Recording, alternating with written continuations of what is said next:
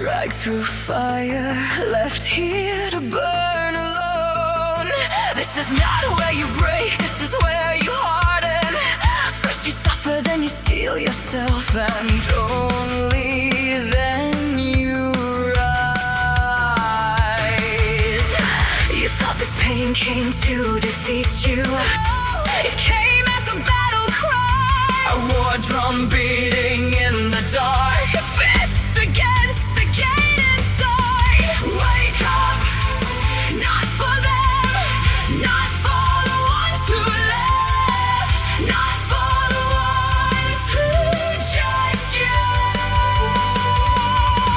not for the ones who watched you bleed and still called you weak. Wake up for you.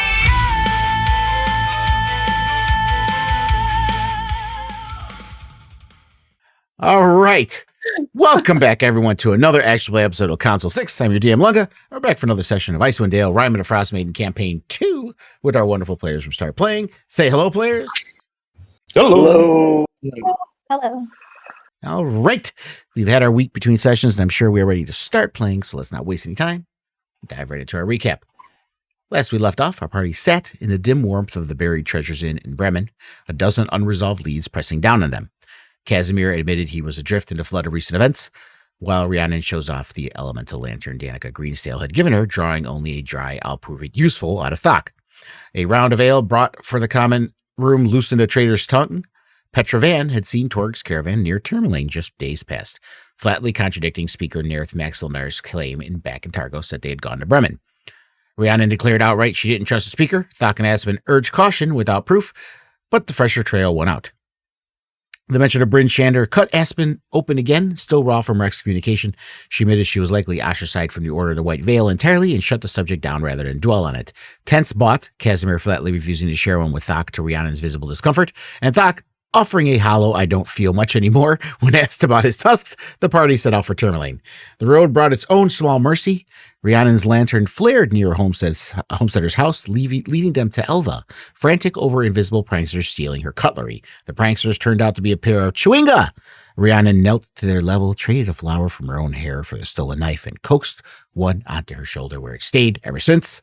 In Tourmaline itself, a hairy dwarf speaker begged for help clearing kobolds out of the local gem mine. Aspen scoffed at the low offer, and talked him up to 75 gold before the party agreed. And I'm glad that's in there because I would have forgotten. On the way to the mine, they found Torg's black banners pitched on the outskirts and posing as customers buying whale oil. They got their first look at Sefik Caltro himself, a man dressed for no weather at all, cold-eyed as Hiln had warned, dead as a doorknob. No violence broke out. The party withdrew. Hori confirmed, pressed on into the mine. The kobolds inside were more frightened than hostile, but deeper in a frozen chamber, Sefik ambushed the party outright, his icy blade dropping Luca unconscious before the monk could react, then teleporting shadow to shadow to cut down Aspen and Rhiannon in turn. Rhiannon pulled Luca back from the brink with a desperate burst of healing, and between Thok's greatsword and Casimir's blade wearing to kill her down, it was Luca who landed the final blow, his fist punching clean through Sefik's back to tear out his still beating heart. The party spared the kobolds over Casimir's objections. Rhiannon and Aspen both refused to let them be slaughtered for the bounty, and exploring further, found a fossilized skull in the side cave with a shard of dark crystal lodged into its socket. The moment Casimir pried it free, it answered him, a silent, ancient pressure, asking what he was, then deciding he would do. He came back to himself, tasting copper, the crystal wrapped and stowed in his pack, his danger and his power both unmistakable and both, for now, unexplained. The session closed with Sefik's severed head in his hand as proof for Hiln, a Chewinga riding Rhiannon's shoulder and a whispering Crispel riding in Casimir's pack. The trail towards Huar and the tiefling still points at Caer Dinaval or Caer Konig, the word from Petra of a rash of thefts plaguing Caer Konig speaker Chovis had given the party a reason to head there next. And that is where we left off. It was a mouthful. So let's go back to the mine, because that's where we left everybody. Let me turn down my browser volume so this doesn't blow my eardrums out. Okay.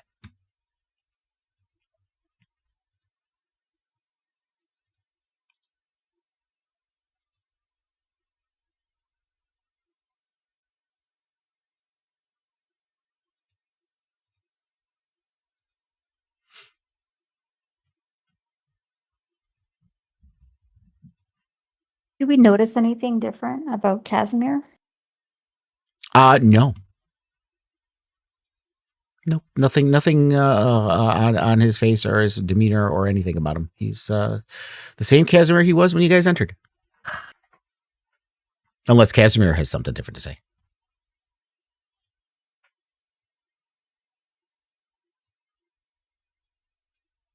Why are you staring at me? No reason. Have we finished exploring this place? It's dark.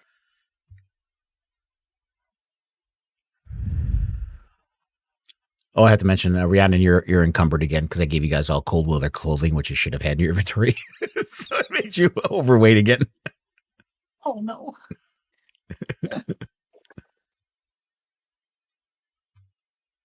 How overweight am I? Oh, by 4 pounds.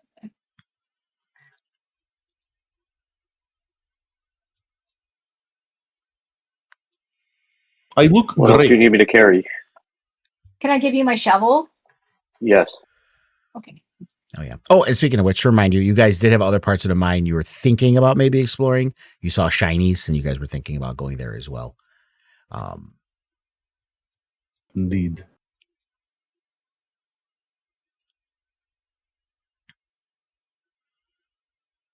Yeah, in this room here, as you guys walk in,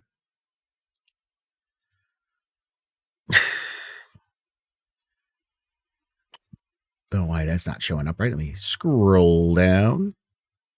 I don't So in here, see- it's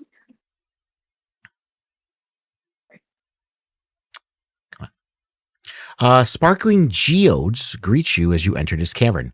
The gems are partially exposed in places, sticking out from the walls like glassy shards.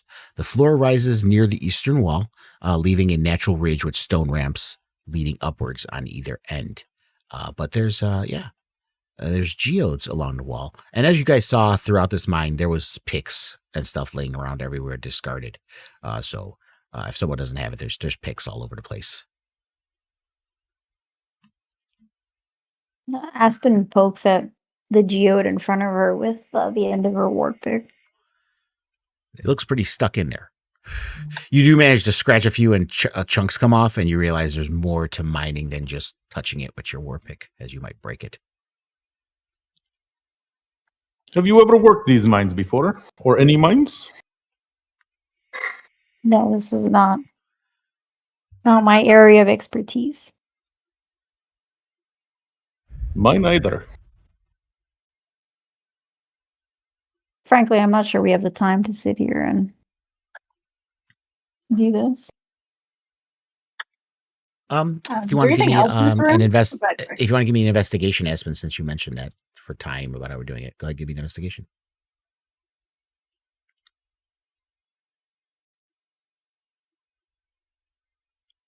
You're not very good at investigating time. First, yeah. You just want to get the fuck out of here.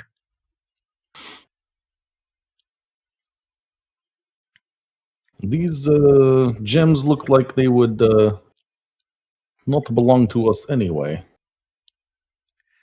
Perhaps there are people who have mining interests here, and we should just leave it. Aspen. As you walk by, Casimir's holding Suffolk's head. You hear Casimir talking about leaving the gems and stuff. The words kind of like start, like your ears feel muffled, like they're getting more further away from you, and the walls seem to like spread out from you. And as it's occurring, the cold that pours out of the remainder of Suffolk doesn't fade like breath in the air. You see it move deliberately as a current, and you feel it pass directly through you. For one heartbeat, you're colder than you've ever been in your life, colder than the walk from your family's homestead, colder than the night you stood in the town square and watched a god's name curdle in your own throat. You stagger, gasp, and drop to one knee. Then it's gone. What's left in this place isn't cold at all. Your Asimar mark, the one Sigrun once told you marked you as an Oral's chosen, flares. The rest of you actually can see this. It flares. Not with a pale light, not with pale cold light as it always had, but it's warm. Gold rose like nothing anyone has actually seen in Icewind Dale in two-year night. For a few seconds, you aren't in the mine at all. For one terrible instant, you understand something you were never meant to know outright. What you just watched die wasn't a killer who chose his cruelty. You see it all. He was ordinary once, a sailor, unremarkable, dying in the snow on an island that belongs to her. And it wasn't his own will that carried him back into his feet.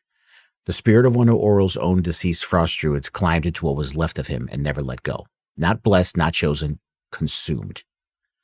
30 years of doctrine taught you devotion meant discipline.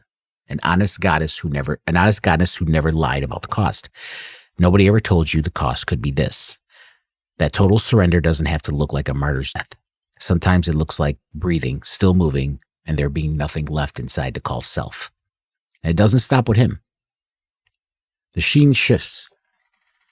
A garden opens up behind your eyes. Unbidden. Not the kind that grows. Hundreds of them, though you can't count them, and you don't want to. Each one held forever in the ice like something pressed between glass, exactly as they were, whatever moment took them. Not screaming, not reaching, just kept. Hundreds of people just frozen like statues. This is the future you see. An undeniable probability that, regardless of how fantastical, feels terrifyingly possible. Then immediately, no pause, warmth on your skin. In a way you've stopped believing skin could feel. A horizon you don't recognize because you've never actually seen one do this.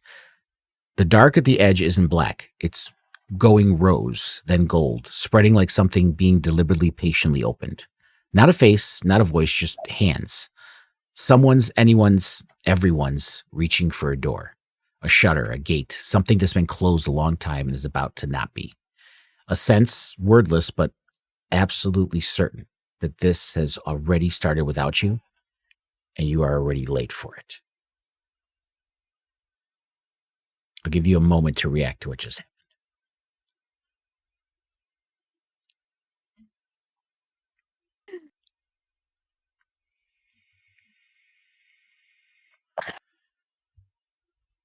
What? Did any of you feel that? Feel what? The cold.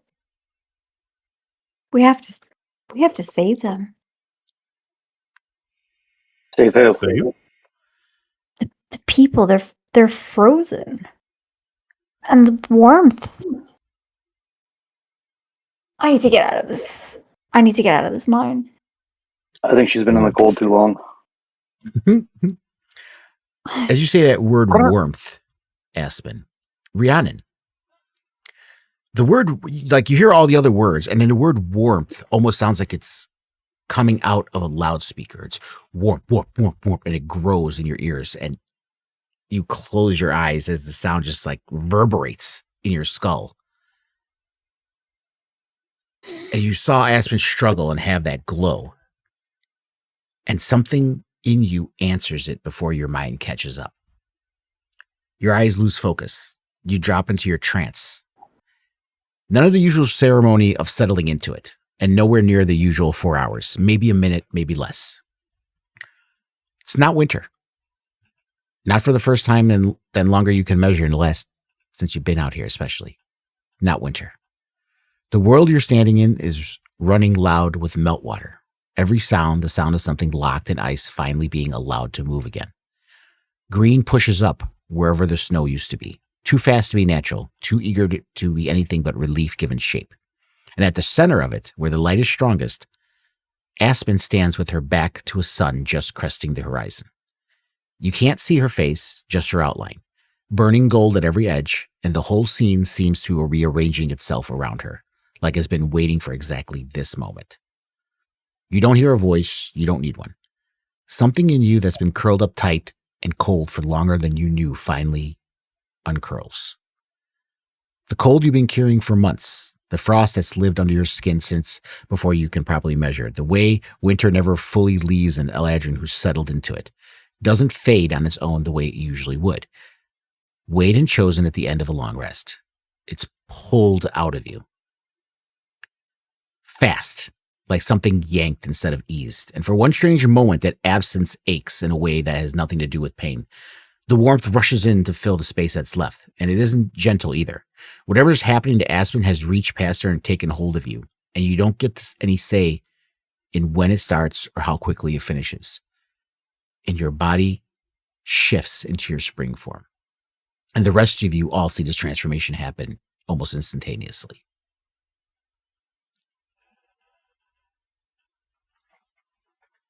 I didn't know you could do that.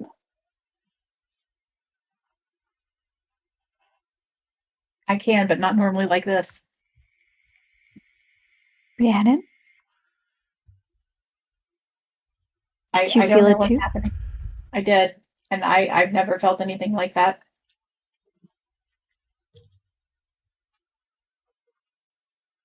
Did it hurt? No. It's just,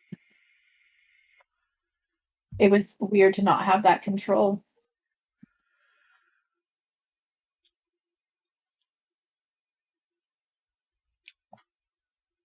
All right, things are weird in here. Let's move.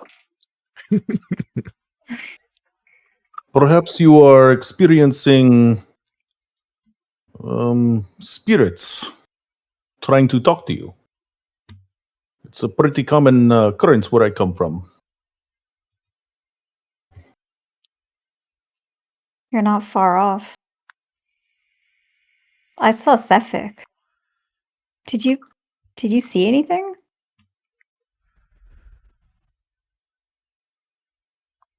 Not like that, no. What do you mean you saw Cephik? He was a sailor. He didn't appear in the same form that we met him in. He was alive. Something cold took him. And I think I have this feeling that it's coming for all of us. Perhaps. We should get out of here. Yes, I agree. I think perhaps whatever these spirits are, or this, whatever you experienced, perhaps it's afraid of us. It's quite the opposite. I think it's not afraid of anything. Well, like Tok said, perhaps it should be. I sense something important with the rest of you, and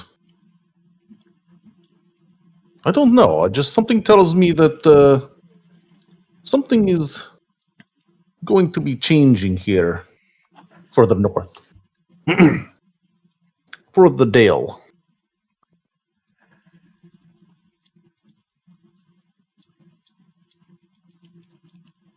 That's ominous. What do you know? Did you feel something? See something?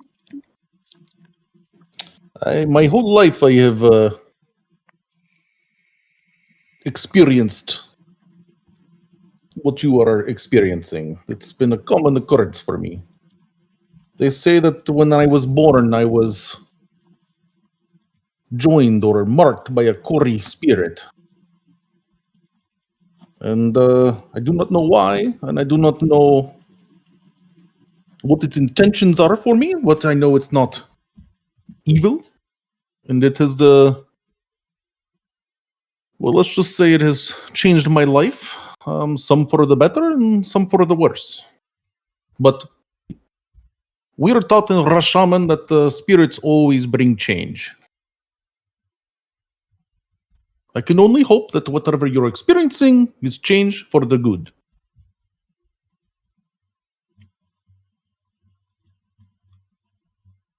Do you mind giving this bucket a shove as I go across?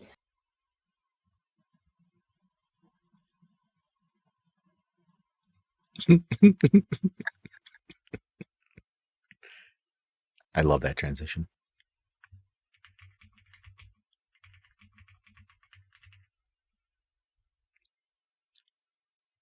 You know, the two of you have been injured pretty bad too. Perhaps you're just feeling a lot of loss of blood.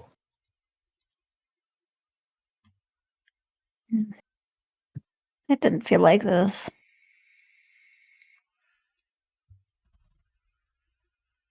I believe.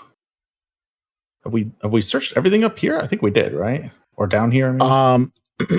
Are you in the you talking about on this level or the Yeah, the on this line? level. On this level, No, yeah, no. that room you're just in the geodes, that's the only room in this level that you haven't searched. Yeah, that's what it looked like. Okay. Perhaps we could deal with these kobolds now, eh?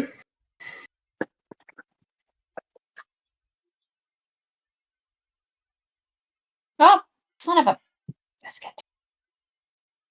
Yes, we shouldn't leave enemies behind us. You still have some of her biscuits left. I do, actually. They're very good. Risk, Would you like one? risk it for the biscuit. I've been saving mine.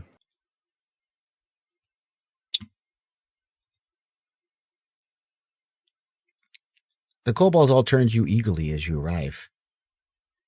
And Trex is like, oh, you alive? You alive? Everybody good? What happened? You make it back?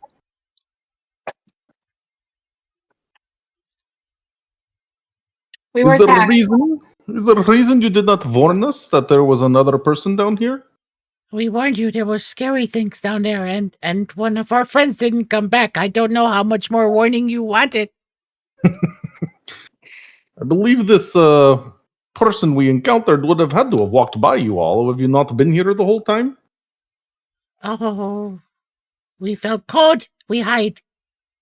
We no look. I see. We heard someone scream and fall down shaft at one point, and then heard someone laugh, and we ran. And as All right. Rihanna, as you kind of went there and came back again, the one kobold looks at you. She's like, "Don't go past Bucket. Don't go past Bucket. More scaries Why? up there. More scaries. What's up there? Okay, I understand that it's scary, but can you be more specific? He he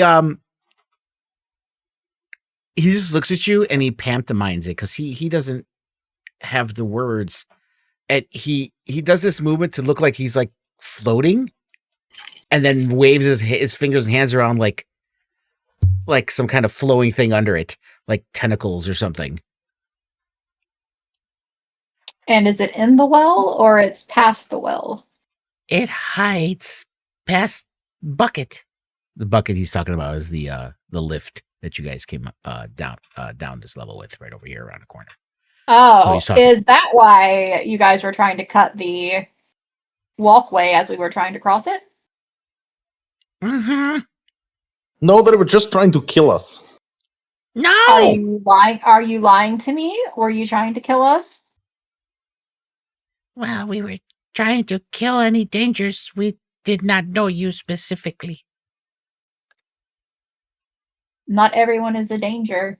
You could have killed us, and we were here to help you. All four of them, literally, their heads just go down like this.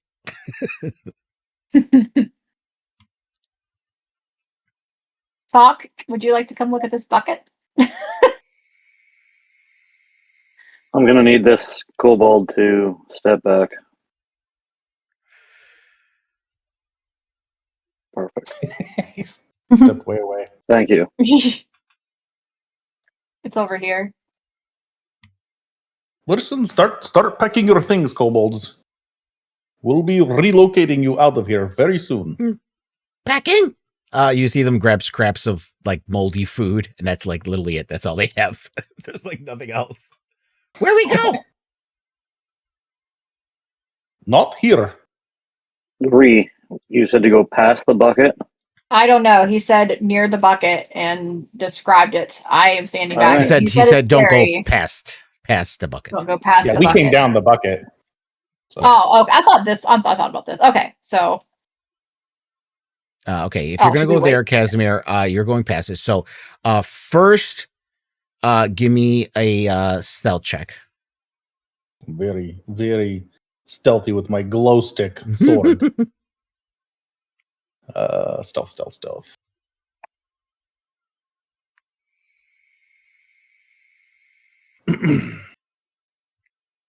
Good enough. Perfect, actually. You kind of walk up there and you kind of like slowly get down on one knee and you peer down that area and you see something flitting up near the ceiling. At first, not on the ground. It's just like flitting up there. The light is sort of kind of glittering off of the gem deposits. And for a moment, you see it flitter down and then kind of flitter back up to the ceiling. It hasn't noticed you.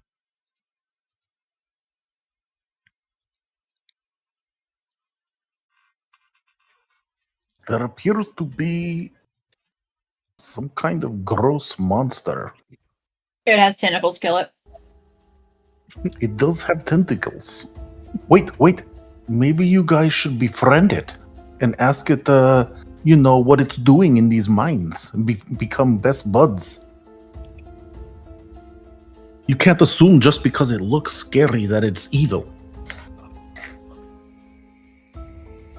That's fair. This feels like a Fine. jab. Rhiannon, it has a beak. Perhaps it's an animal you can talk to. Rhiannon, give me a Re- stealth check. Yeah, why are you going forward? God, he's doing it up. Everyone else do it. Give me a stealth check. I'm not scared. Do you see it? I'm a little scared. Oh, No, it why'd sees you her. step on that rock?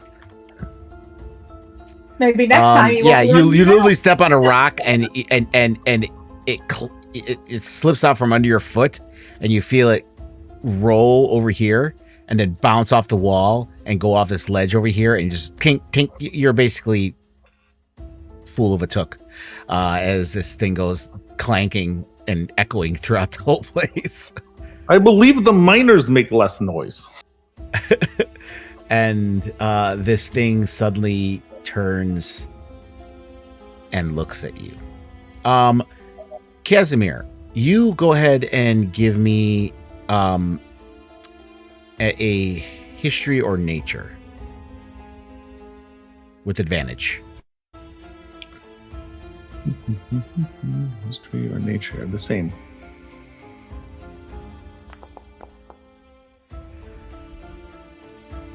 You know this creature is an aberration. You know it's not one of the gooder ones.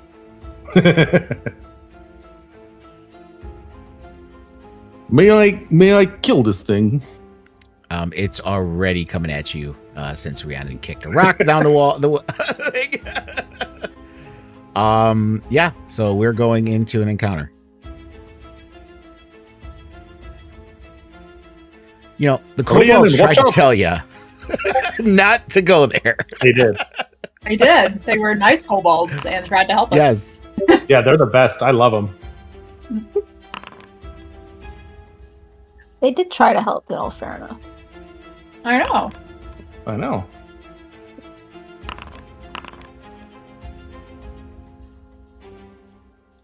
Casimir.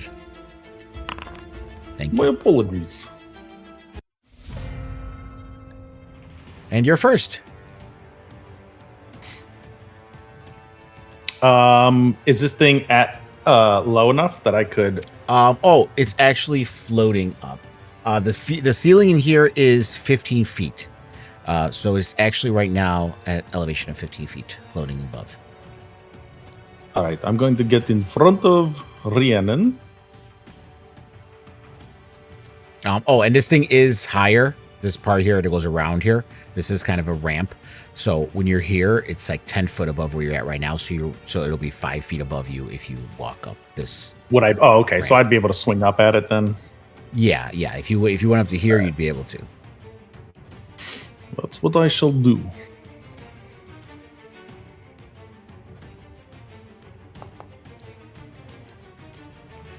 Oof. Not good. It's a slippery one.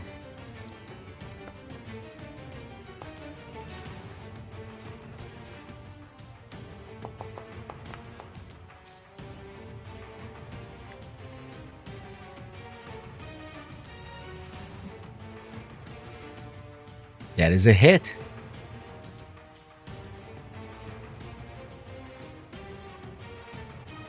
Luca, gonna come in on the other side.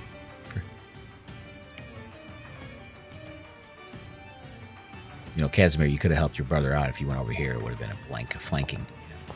That was my max movement. I couldn't get Oh, there. that was your max movement? Gotcha. Okay. Brother Luca can run faster than I can. Yeah, but then monks, you know.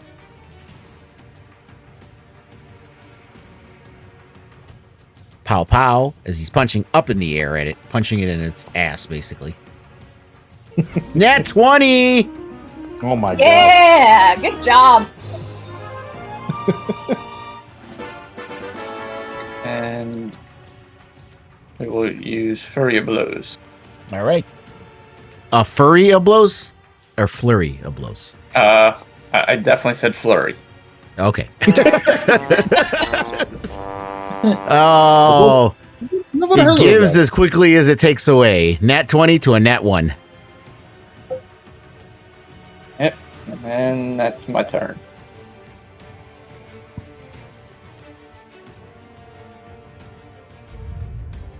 I forgot to Rhiannon. hit end.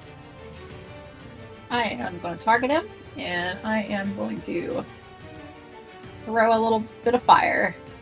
Nope, I'm not going to do that. I tried. That's what matters. You tried. Cool. You tried. All right, now get back behind me. Yes, that was my full intention, was to go way over here. Okay. Hi, Aspen. I wouldn't go in there. Okay, I'm done. Oh, actually, I have to move. Yeah, wait a minute. Let me move out of her way. There we go. Sorry. Now I'm done. Okay. This creature turns and looks at you, Casimir. And you just hear...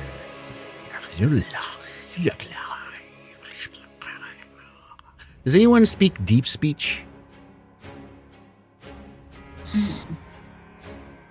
No. Okay. You feel its tentacles start to drape down, and first they're just kind of flowing like this, and then all of a sudden they go, they just shoot out and attempt to wrap around you. I hate that about this.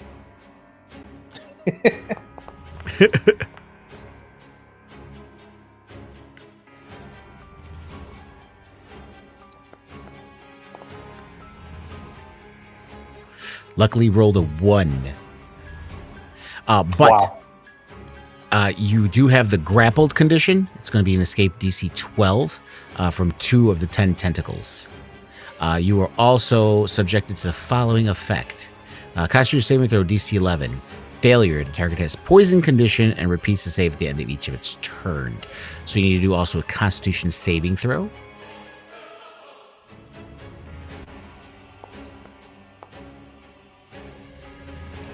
Oof, not going well for Casimir. Okay, so you are grappled and poisoned condition. So let me put those on you. Grappled.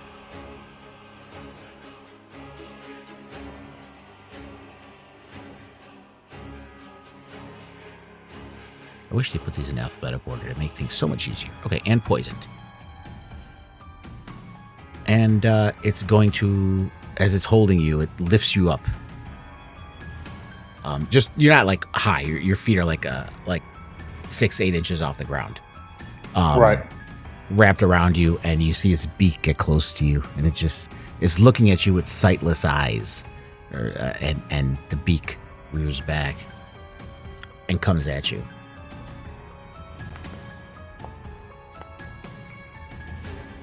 But it's a miss. I dodged it really good. Yes, you did. And that is the end of the Grell's turn. Doc, you see Casimir being lifted off his feet. He's looking kind of green. And is there any way I can aim at the tentacles grabbing him by any chance? This is an escape DC, so it wouldn't be able to drop him by aiming at the tentacles. He does have to escape DC. But if anyone has proficiency in athletics, you can give them the help action. And it is Well, bloodied. Big hit by Nice Thok. And that is all. Aspen. Head still cloudy from the visions you saw. Combination of this terrifying cold and frozen people, yet this warmth that you can't explain.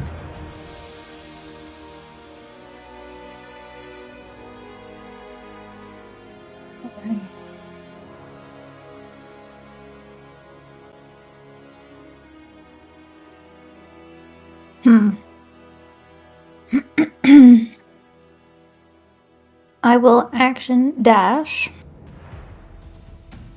Okay.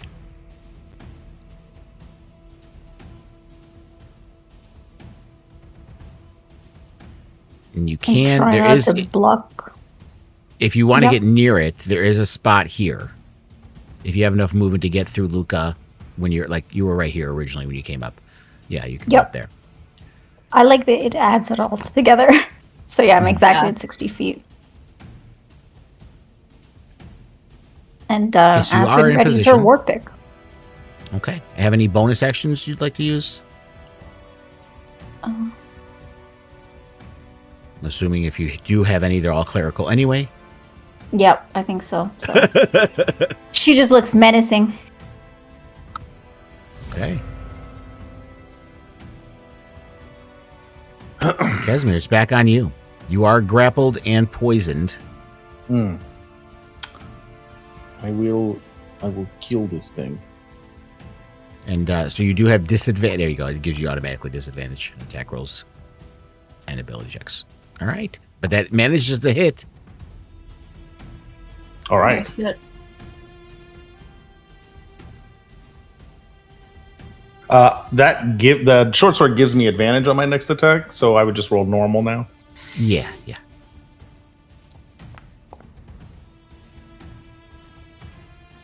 Okay. Good. 2 hits. Nice. And then I violently try to wiggle out of the location with not actually successfully. Right. but you do a Constitution saving throw to see if you stay poisoned. Oh yeah.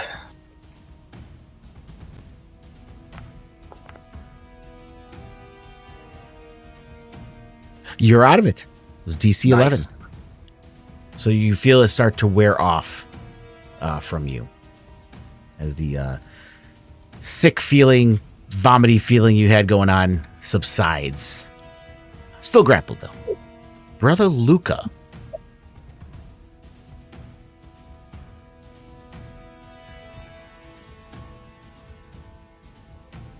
Him again. I'm going to do monk shit. Punch him. Oh, unfortunately, that didn't work out. Bonus action punt. There you go. Big hit. No. Terrible hit. You hit for 23. I mean, damage wasn't great, but you still hit. Still a big hit. Rhiannon, ways away. You're seeing your friends all surrounding this thing, beating the hell out of it. It doesn't look good. It's starting to droop.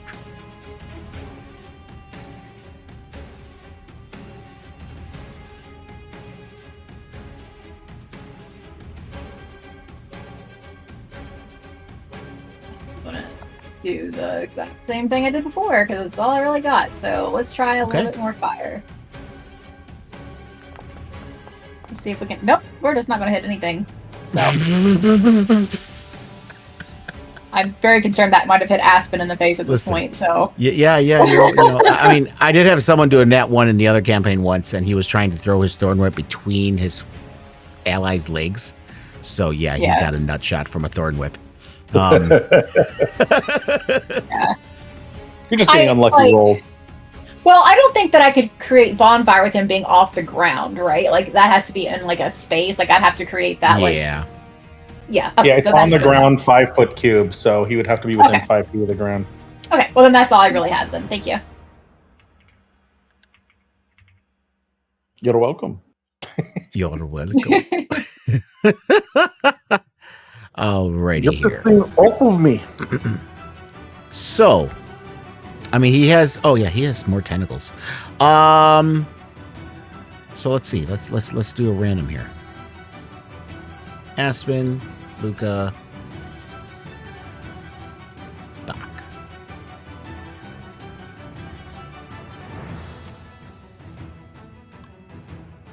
Aspen. Okay, so his tentacles are going to reach out towards you too.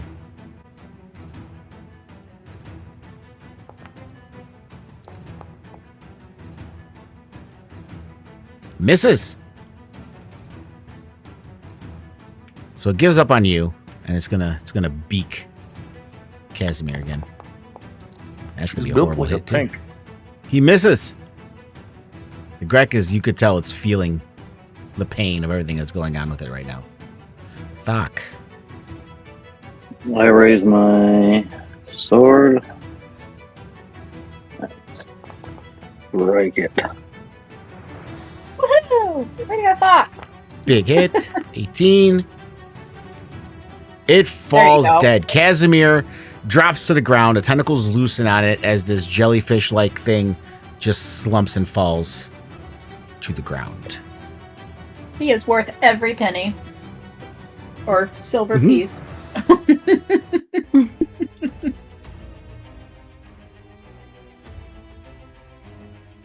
You only pay him in silver. Our arrangement is none of your concern.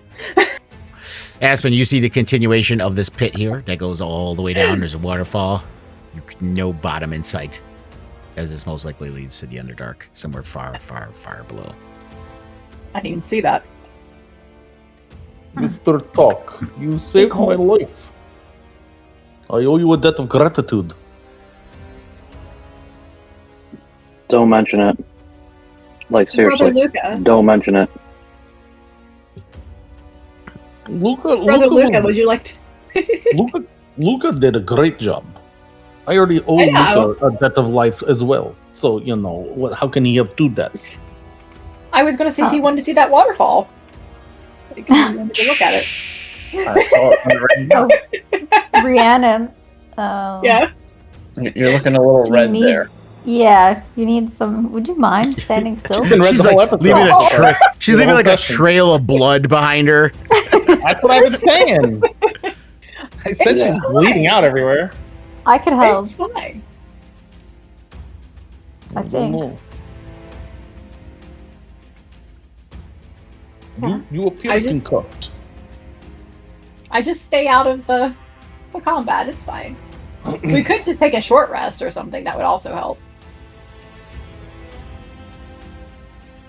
You want a short rest with With evil what? kobolds nearby? Oh, No, we are I not. really think you should come look at this waterfall. they're not evil.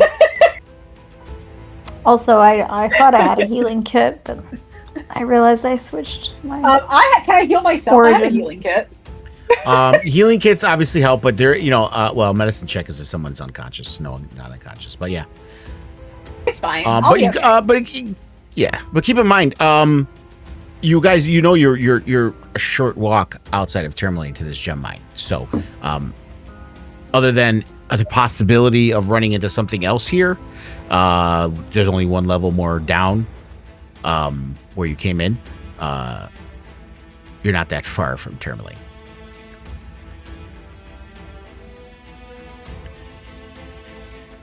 I'll be okay. I have options for getting out of trouble. I'll be fine. Thank you for your all's concern, though. We should get out of this mine and get back to town. Well, Okay. we're not going to get paid if we leave these kobolds here. You Yes, see them are you come guys up with packed and ready to they, go? they got these little sacks in their arms. They're like, "Where are we going? We ready? We ready? We going on trip? Where are we going? Somewhere warm?" Yes, we're going to find somewhere else for you to live because the miners need to mine, and they're too scared to come in here. So it's okay. Where? We can't just leave, not know where we're going. Where were you located before you came here? We wander, almost die in snow. All right, well, that's an option then. Die in snow is option? No, No, wandering. it's not Wander. an option. Find a new hole somewhere. Oh, okay. How do you feel about Methinks- going back to town? You see the three kobolds look at Trex and he nods and you see him look like this. Okay, Trex going to talk again for everybody. Maybe Swordman not too smart. But see, we no wander no more because wandering was going to kill kobolds. That's why we come in mine.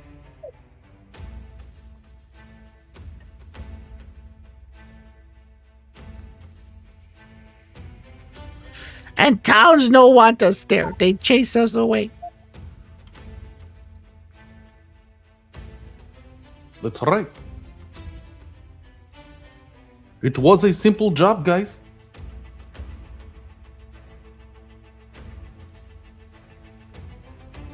Perhaps Okay, Rhiannon can create like a bonfire that just lasts forever, and you can always have a camp to come back to that's warm, out in the woods. I think that once we get back out of the mine, we can assess a good spot for you to help you. But we have to get you out of the mine because it is crippling the economy of the town. They have to be in here to mine the gems. Their eyes go blank. I don't know what the hell you're talking about. But go ahead and give me a persuasion, Rhiannon. DC 14.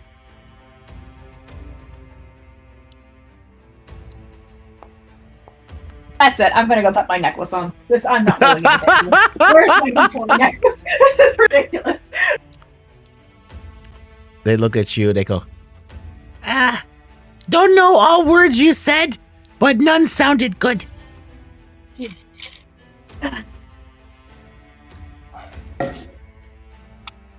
She asked you to move along. Okay, we move. Oh no. Out of the mine.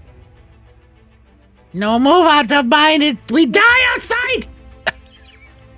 You're gonna die inside if you don't get out of this mine. Like No, I'm you- really trying to kill- help you. You kill bads. They gone. Bad gone. Mine's safe now. You do I believe kobold's them- favor. Eventually, the miners will return in force and just kill you all anyway. If you stay here, it is certain death. If miners Which want would to be- kill, miners would have killed, but miners ran away. Miners were not equipped with weapons at the time. It does only take so long that people get hungry because they cannot buy things. You know that word she used earlier, the economy? Eventually they will return and they will kill you all. There is not a doubt. Rather die fighting than die in cold. Thok, you can give me an intimidation check since you're obviously towering over them.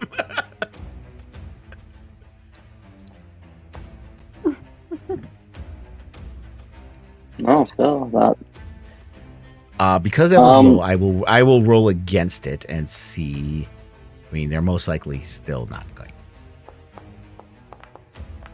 Wow. Wow. These guys are not backing down from me. No, they jump on top of each other's shoulders so they actually look like the picture to get as tall as you. I heard you guys have daggers. Javelins. I was wrong earlier. You eat food with no knife? No, I've got a knife. Exactly. They call dagger to make it sound scary. You see them pull out. They have knives. They're sharp, they're pointy, but they're literally kitchen knives. This is what you use to run the people out of the mine with.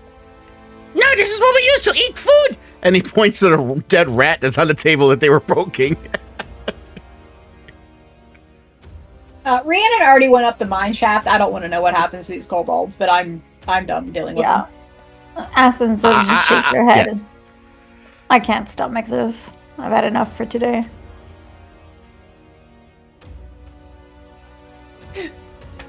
Okay, so I'm going to ask you guys again, and I'm asking for you guys to quickly get out of this mine.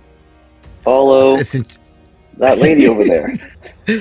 since you failed the intimidation, I will let you do a persuasion, but it's going to be a higher Oh, DC because that's not even that's Yes. not better. well, you said you're asking.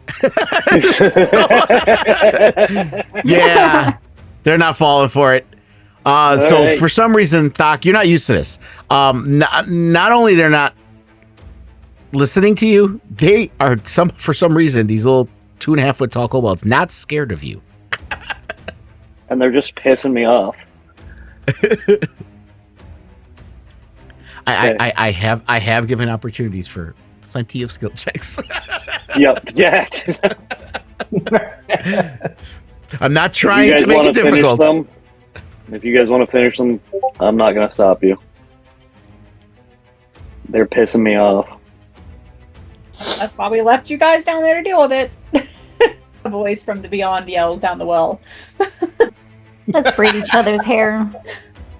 Oh my gosh, please. We can even Such girls.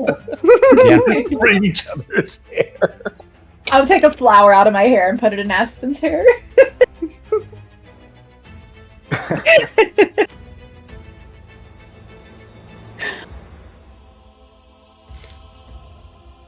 All right.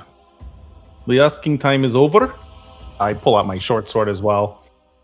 Come on, out you go. Out the bucket. Let's get out of here. He's like waving it around. I'll allow one more intimidation check. Now, again, they have not been scared of anyone else. The DC keeps going They up. will be scared of me. So this now is a DC Persuasion 18. or persuasion or intimidation? You said. If you took out your sword, I think that's intimidation. Oh yeah. Oh, I'm not gonna get 19. I'd have to crit. 18. I don't have. Remember, points meets it, anymore. beats it. But yeah, with a 2, it doesn't matter what the DC was. Yeah, it's fine. I mean, I don't really care if they complied or not. Yeah, they're not. They are not listening. They're just mind warm. Well, perhaps after I kill one of you, the other 3 will change your minds. No? Why so mean? Kobolds don't hurt you. I am not persuaded.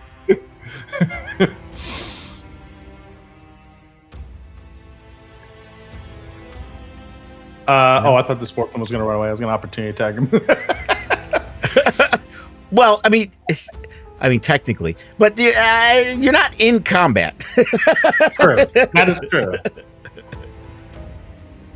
They are essentially. They have knives, which is technically a dagger, but they're not holding them. I would like to enter combat. I'm going to try to knock them out and then drag their asses out of this game. Okay, I mean, you can get your first swing at this guy right next to you, I know the lady folk will not be happy. and if I you said knock him out. So I'm completely assuming kill I'm assuming you're saying you're using non-lethal attack. them. Right.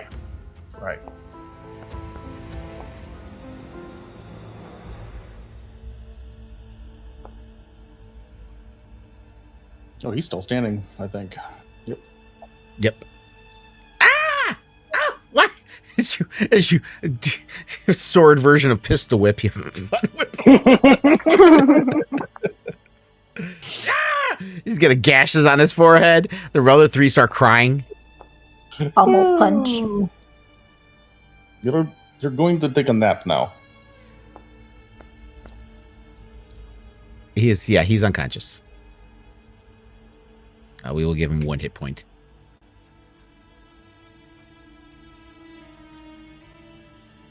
I kick his knife to the side, and I'm like, "All right, you guys ready to go now?" And I start. I kind of wave over brother Luca to help me carry this guy out to the bucket. They start running past you towards the bucket, crying. Buckets. They are crying. He hurt Trex! Trex unconscious! He killed Trex! Keep it moving. Keep it moving. I will. Yes, we will bring him downstairs.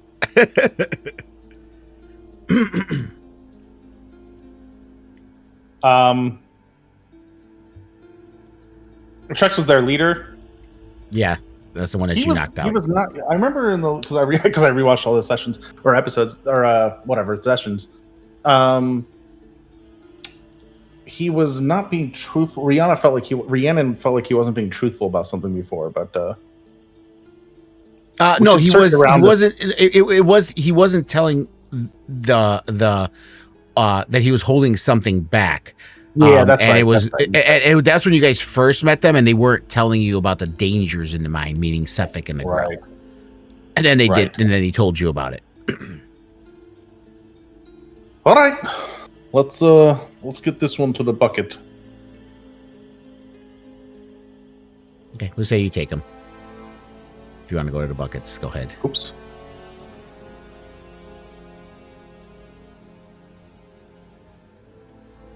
You guys, Rhiannon and Aspen, you see 3 crying kobolds come out of the bucket. And then shortly after, you see your friends all come out carrying an unconscious Trex.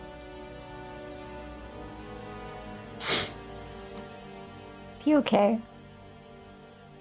If you want to tend to his wounds before we send him out, you're welcome to. And if we want to spend some time looking for some sort of hovel or something in the nearby foothills or trees or something, then that's up to you. But out of respect, I did not kill any of them. He didn't kill him. He's alive. You can see him breathing, Rhiannon, but he does have a gigantic gash across his forehead that he's bleeding out of. I have a healer's kit. Yeah, patch him up.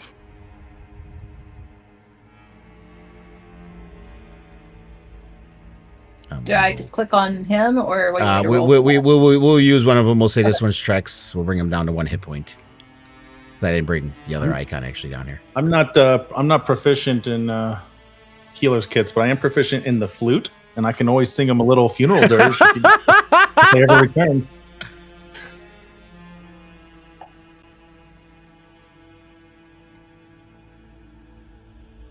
Okay, so you need to do mess and check. I'm gonna play something for him in E minor. I feel like, something ominous. Like I said, technically this works like to bring him out of unconscious state, so it would technically bring him to the 1 hit point he's at, so he's awake. And we'll say it's the effect of putting a Band-Aid on his forehead. Listen, you stopped the bleeding. That was the important part. Can I? And give us the guidance?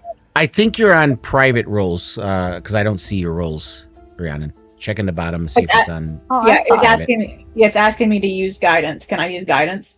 Yes, go ahead. There we go. Boom. Oh yeah, that's enough. That's enough. He kind of wakes up. Where are we? What happened? What happened? He's got a bandage around his head. You were leaving, remember? He's squirming on your shoulder. There's no checks here. He's not even close or strong enough to getting away. Shall we?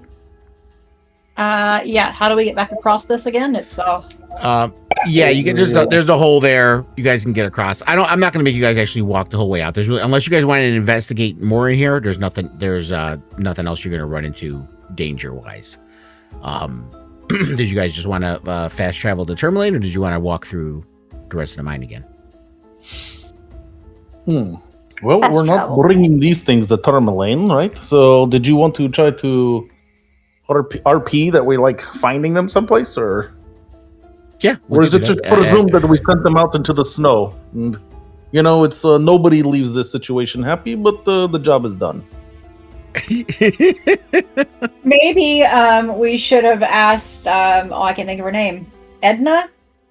Maybe she would like to have some kobold friends. Like she's all by herself with her Elva? Tolita issue. Elva, there it was. Maybe she would like Let's to. drop her off at the farm. But- but- Drop her off at the She can farm. make them biscuits and.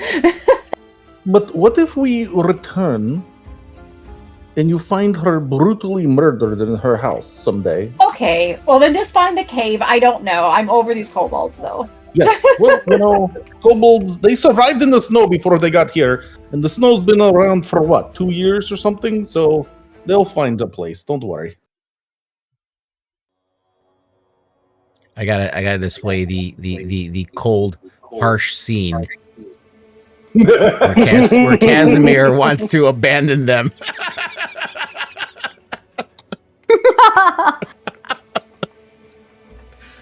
All right, good luck. They're shivering. Don't return. Gosh. Listen, I've seen 3 of you share one coat. You'll be fine. Where are you going now? Look for a cave for them to live in. There's no cave.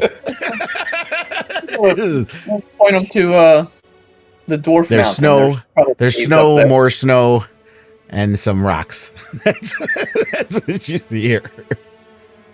But in all honesty, like, what did they do for 2 years before they came to these caves, right? They had to survive somehow. Yeah, I'm sure there's a story out there somewhere, which could be a prequel, the Kobolds prequel. It's out there somewhere. But until these Kobolds learn to write it down, it's lost to time. Yeah. All right, well, let's go get our money, hey?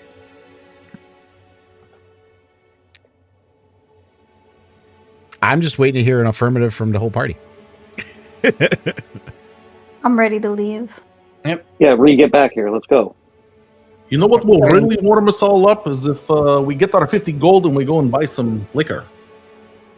Have a nice As you're drink walk- after all this. As they're all having this talk, Rhiannon, you're kind of lingering behind. You're looking at the poor shivering kobolds, tears in their eyes. I'm and gonna give them 4 of my rations. it does make them smile a little bit.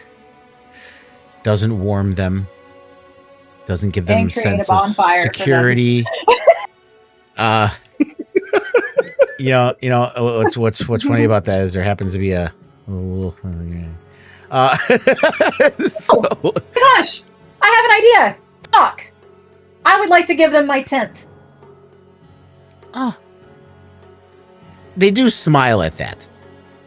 That does. So I'm Okay. giving them a tent, 4 rations, and I'm going to make them a bonfire. And then That does make them seem a little happier. At least they have some I kind of sit down shelter. on a rock as she spends the next 2.5 hours trying to teach them how to set up a tent. Well, you can do it. And I'm going to play my flute while she's doing this. When she said I gave them the tent, I was under the assumption she set the tent up. That's what my assumption was. But Rhiannon, you could tell me what you're doing. My tent, because Fox we all bought tents, right? We don't need that many Yeah. tents. No, we don't. I did not buy a tent. No, we have 4 Well- tents, but we only need 3. Yeah, And and we can buy more if we need one. They need a Yeah. place to shelter. That was very thoughtful. If they can figure out how to not destroy their own tent. That's a little too big. The That world's tent is biggest tent. massive. I don't carry that on my back. And then they have my little bonfire, and I gave them some food for the day. So You're a I'm good now person. satisfied. You should feel good about yourself. This is more than anybody's ever given them in their entire lives. They run in. They look back at you, and Kui kind of purrs on your shoulder, Rhiannon, happily.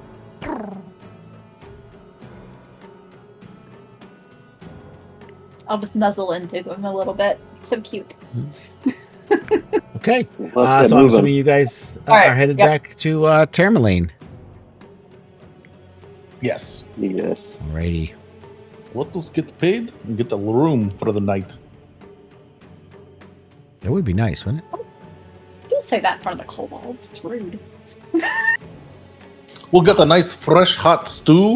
The Some haves and ale. have-nots. Nice, soft bedding. No shame. No shame whatsoever. So I'm assuming we're going back to the east side. Yes. Yes. Yeah. East side. Yeah. Listen, Rhiannon, we know where they're at. We can always check up on them every once in a while, make sure they're okay. You know, I honestly hope they become nomadic with the tents and find their way back off this mountain. That would be my wish for them. They should head south, where it's not so freezing They cold all should the head time. south. Yes. Maybe we retconned. We told them that. I mean, Maybe. we probably did, but they don't even know what north and south is, really. So And and maybe there's a dice roll to see if they survive. Yeah. Maybe that'll be a private role that I won't know about.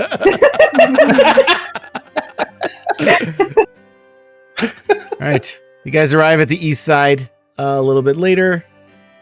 It's about a half hour to get back there from the mine. It's about 6 p.m. at night.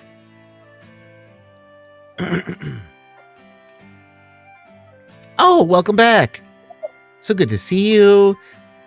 And you see her brighten up. Rooms. You need rooms? We do. Do you have some? Oh, yes, definitely.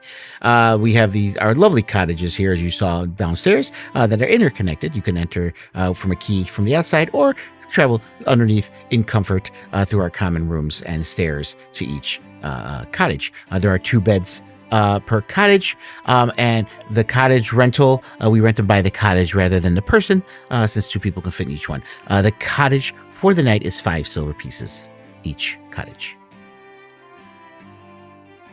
How many does a cottage sleep? 2. Comfortably. Oh my god, Baka Cottage. There's only 2 beds. All right. I will take a cottage. I'm sure my companions will as well. And anyone is welcome to take the other bed. I presume probably Brother Lucas, since he and I have been rooming together for 2 months, but whatever. So who's sharing a bed or who's sleeping on the floor? Because that's 4 beds. 2 cottages is 4 beds.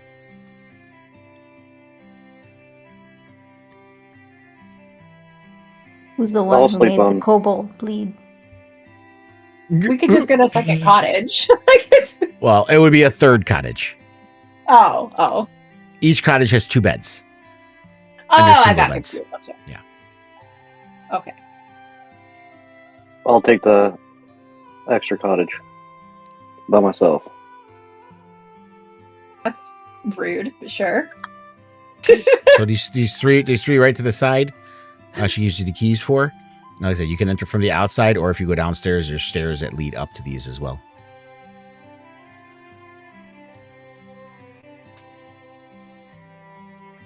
Well, good night. Marta, I've been thinking about that song you were singing when we came here last time. Oh, yes. Can you tell me more about that? I only got to hear a little bit of it. It seemed interesting, like a local ditty or something. You see her kind of like fiddle with the ring hanging around her neck a little bit, and pull it up here. I expect it to come up now. Give me a roll. Give me a persuasion, a DC 5. Surely I can get under that. There you go. Okay. And you see her kind of look at you. She sets the mop up against the wall. Let's put a little picture. I love her picture. She puts the mop against the wall and settles onto a bench the way someone does when they know a story by heart and don't mind telling it again. I was about 50 years back, near enough, before my father was even grown, let alone me. You see her kind of look wistfully back to the door behind her.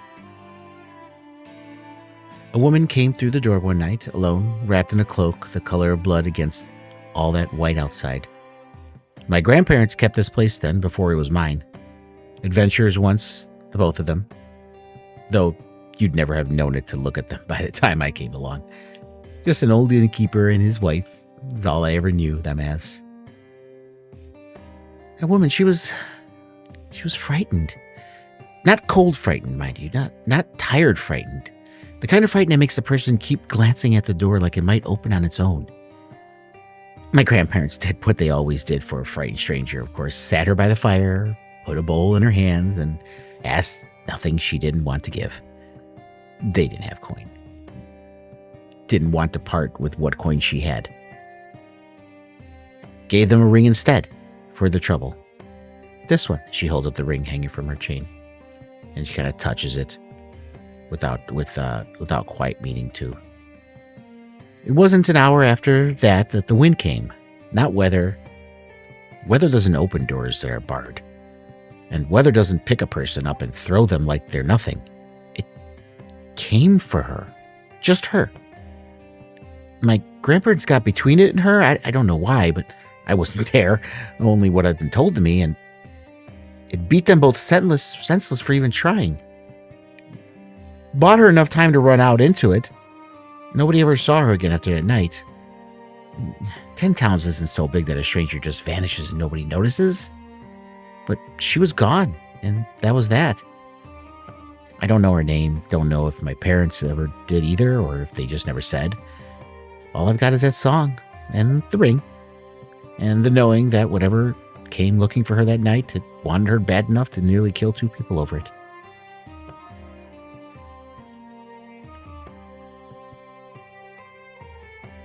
You said she was wearing red clothes, or they were actually covered in blood or something when she first came No, in?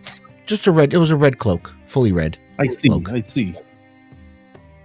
And this ring she used as payment. You wear this around your neck. Is there a particular reason why? Sentimental.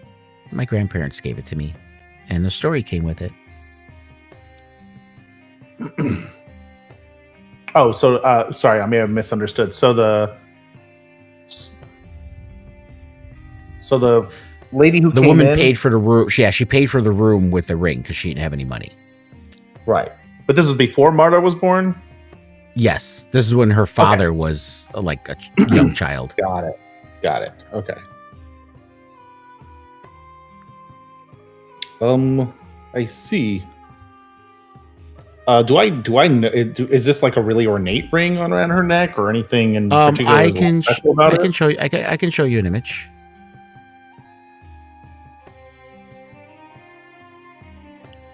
Oh, wild! I'm sure Rihanna would get a kick out of that ring. Yeah, it's very cute. I will Are those tell like her little all about minks? Like, what are those? I honestly, I don't know. They look like Oh, okay. little foxes, little weasels. I'm not sure. But the fur, and she's like rubbing it. She goes, the fur is really nice, and the wood is polished. But that might just be from me holding onto it and rubbing it all the time. Interesting. Well, I appreciate the story. It's always good to learn about, to hear new stories, particularly of such strange occurrences. Did anybody? Nobody ever came looking for this woman, eh? That's everything I know. It happened before my time.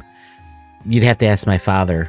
She points to the room behind her. He was here for it. I only ever got the song version. I see. Is your father well? I haven't seen him since the couple times I've been in. You see her face kind of drop a little bit. No, he's not doing as well as he used to. I'm sorry to hear that. He's probably sleeping now, but maybe in the morning before you leave, if you want to talk to him, maybe he might be up to it. I might take you up on that offer. I definitely don't want to disturb him now, but again, I appreciate the story, and I hope you have a good evening. My pleasure. And so, yeah, if you guys are renting 3 cottages, just take out a total of 15 silver pieces. I paid for ours, Luca. Gold and a half or whatever.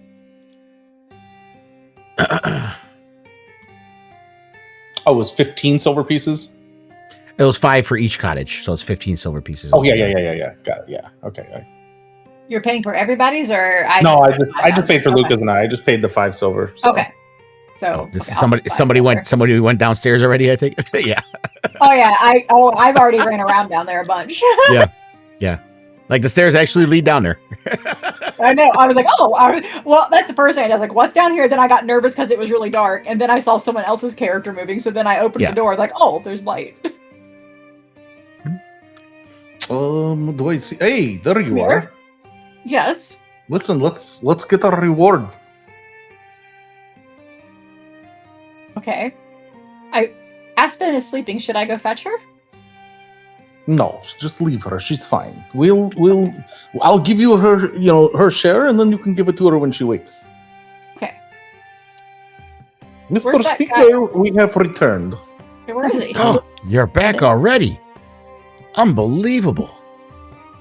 So, and he kind of slaps his hands together. The kobolds? They are no longer in your mind. Oh, thank goodness. That's good to hear. The boys can get back to work. Don't have to worry about militia. And, yeah. I'm sorry. He reaches down to his pouch. And he lays it. You see him takes a couple coins out. That should be about 75 right there, as promised. There were worse things than kobolds in your mind. Worse than the kobolds in the mine. Well, considering one of them disappeared, I didn't think a kobold did it, but yeah, what was down there? You don't want to know. It's been taken care of, though. So first you tell me there's worse things, then you say I don't want. Okay, I'm not going to ask any questions. If the mine's clear and my men are safe to go down there, that's all I need to know. It is clear. All righty. And I think Is there I anything did. else, I think I did a southern accent for him last time, didn't I? I think I did a southern accent for him. When you guys were talking to him. I do not I got to remember to keep my but, accents together. Yeah, no. If it's clear, you all paid. I'm a happy camper. Things can start moving along here, and maybe I can keep my job. Is there anything else you need any help with around here, Mr. Speaker? Around here, nothing you could help me with. Well, perhaps if things change or you change your mind, we'll be around 10 towns. Go ahead and give me, since you were asking him, give me a persuasion. DC 13. Oh my You're goodness. doing wonderful tonight. Yeah. Yep, that's how we leave it. He just gives you. That's been his whole campaign. Just, I cannot roll social rolls.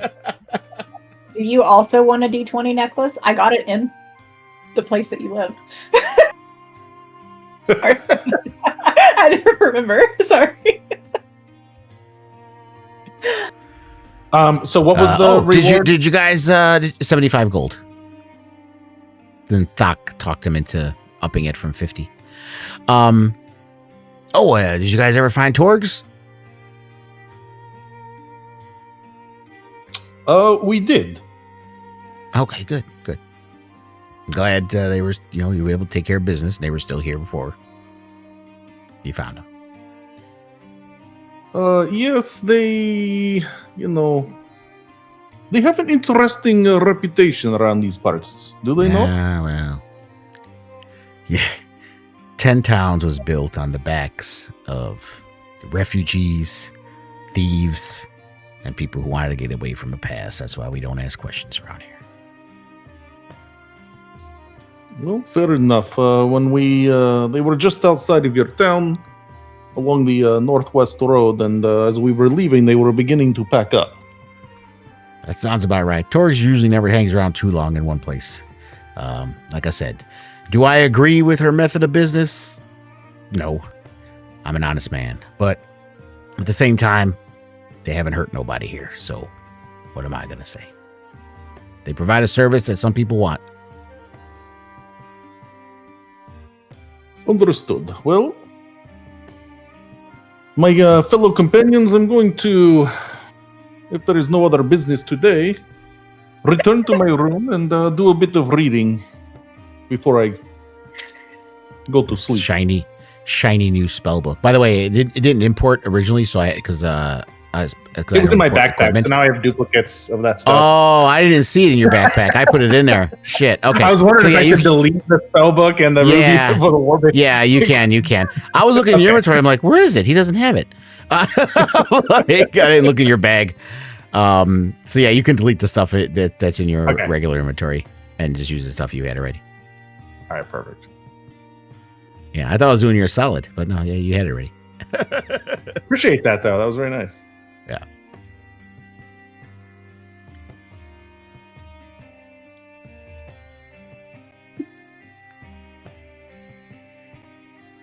You gotta open the door there, Rihanna. There you go. Yeah. She is not I know, proficient I'm in more doors. I'm more laughing at our monk and his dedication to being silent. Yeah. I mean, he is a monk, you know. It's kind of what they do. It's bedtime. We got the gold, and that was the I end. had a whole It was. conversation. I think you're in this one over here, No. Casimir. I don't know where I'm at. I'm Yeah. gonna tell you, These are jumped on the- located- yeah. Right under wherever the houses are above. These are right below, pretty much. So I think you were in the last cottage here because that's where Luca's Oh, at. So I okay. think you're in this one over here. They all went and got their cottages. I didn't know where we were going. If you pop up at the wrong one, you always go outside and go to the right one. I'm gonna tell Aspen. Aspen, I Oops. eagerly jumped on the couch to talk to Brother Luca, and he just got up and walked away from me. I don't think that he likes me very well. I wouldn't take it personally. I think we might have exchanged a total of 10 words about his god. Mm. Is it any surprise that the two girls are sitting up chit-chatting in the cottage? And talking bad about someone else. Yeah. Get a load of this guy. I'm waiting for. Did you know? Oh my god, I know. Right?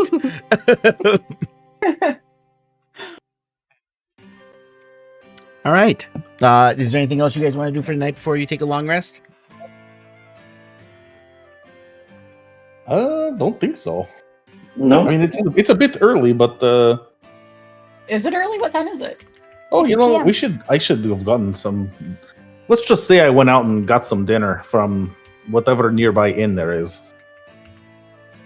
Wait, does the east yeah, side yeah. have food? No, they don't have much food here. Okay. It is like a motel. If you notice, she just has a little counter there. They have like snacks, if you will. Fantasy version of a vending machine. But see. I have biscuits. yeah. You still have the biscuits, yeah. There's the blue clam is where you would go to eat if you wanted to get anything there.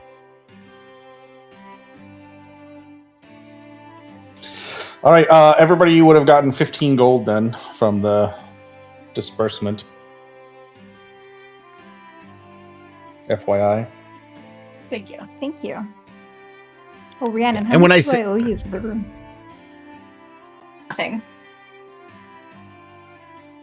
I needed a place to stay anyways, and now at least I'm not alone. And you're not with Thok. I'm sure I smell better. Yeah, he needs to take a shower. I haven't really quite figured out how to tell him that yet, but Wow. I've offered several times to melt the snow with my bonfire to make him like a tub or water, but he's just not interested. I don't know. I think he'd get a hint. Yeah. Well, he is half orc. Fair enough.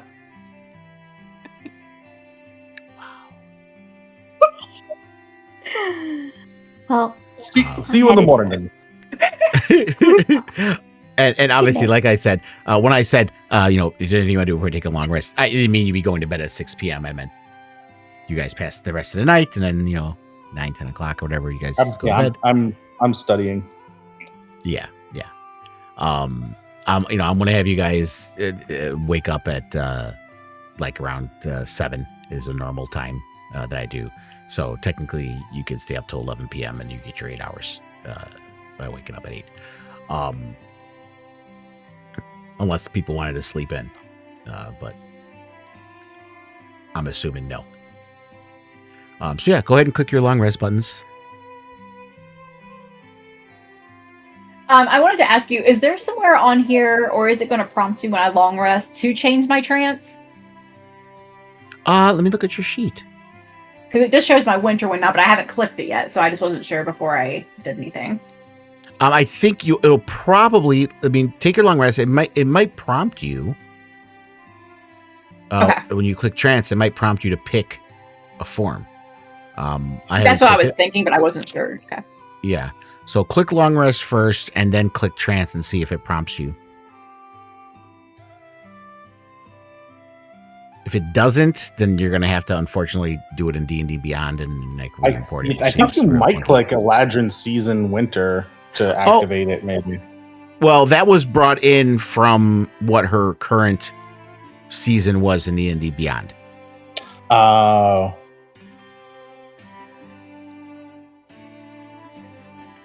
I see. Yeah. I might ask Oh yeah. Okay. Claude. Well, my Claude's name is Sophie. She has a name. I will have Sophie take a look at it and see if there's a way to automate it. If it's not automated. Okay. But yeah. Well, I was more worried about the ability. So, like it says, Space Step Winner. So I need to go in and do Face Step. That's what I'm saying. Yeah, don't click. Okay. Click Trance. Let's see what happens. Okay, that doesn't do anything. Fantasy for winter. Yeah, it doesn't seem to do it. So, go in D&D Beyond real quick. Switch it in D&D Beyond, and I'll re-import you. Oh, I can't. I leveled up to 3 in anticipation. I was getting to level 3. It's fine. Gotcha. It's fine. All right. We'll hold off. We'll hold off for a little bit. Yeah, it's fine. Yeah. I'm going to stay in spring anyways, so I know what that phase step ability is already. So I'll just say it if I need to do it. Okay. Sorry, everyone. How dare you try to figure out what to do with your character?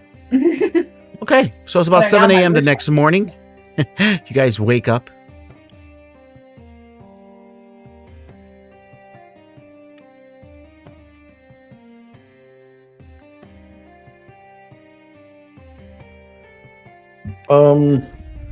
Brother Luca was talking to the young lady who runs this place, and she was telling me about a really interesting story about some woman who came in and was later, like, I don't know, like kidnapped or disappeared or something by something that was like invisible or the wind or something. I don't know. She made little sense to me. I've never heard of such a thing, but she said that the ring that she wears around her neck was given to her parents or her grandparents when they were running the inn. I thought it was a peculiar story that somebody would just come in and then later disappear. I suppose that's something that happens a lot up here.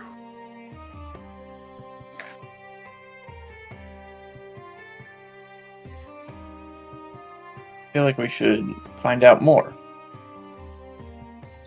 She said we could possibly talk to her father in the morning. I don't know if we should. He seems not to be very well.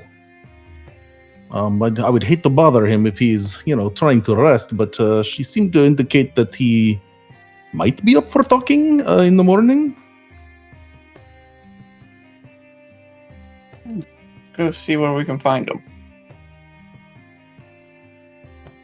I think I believe his place is just behind the front counter. Yeah, their rooms are behind the front counter. You come in. There's no one there at the counter at the moment.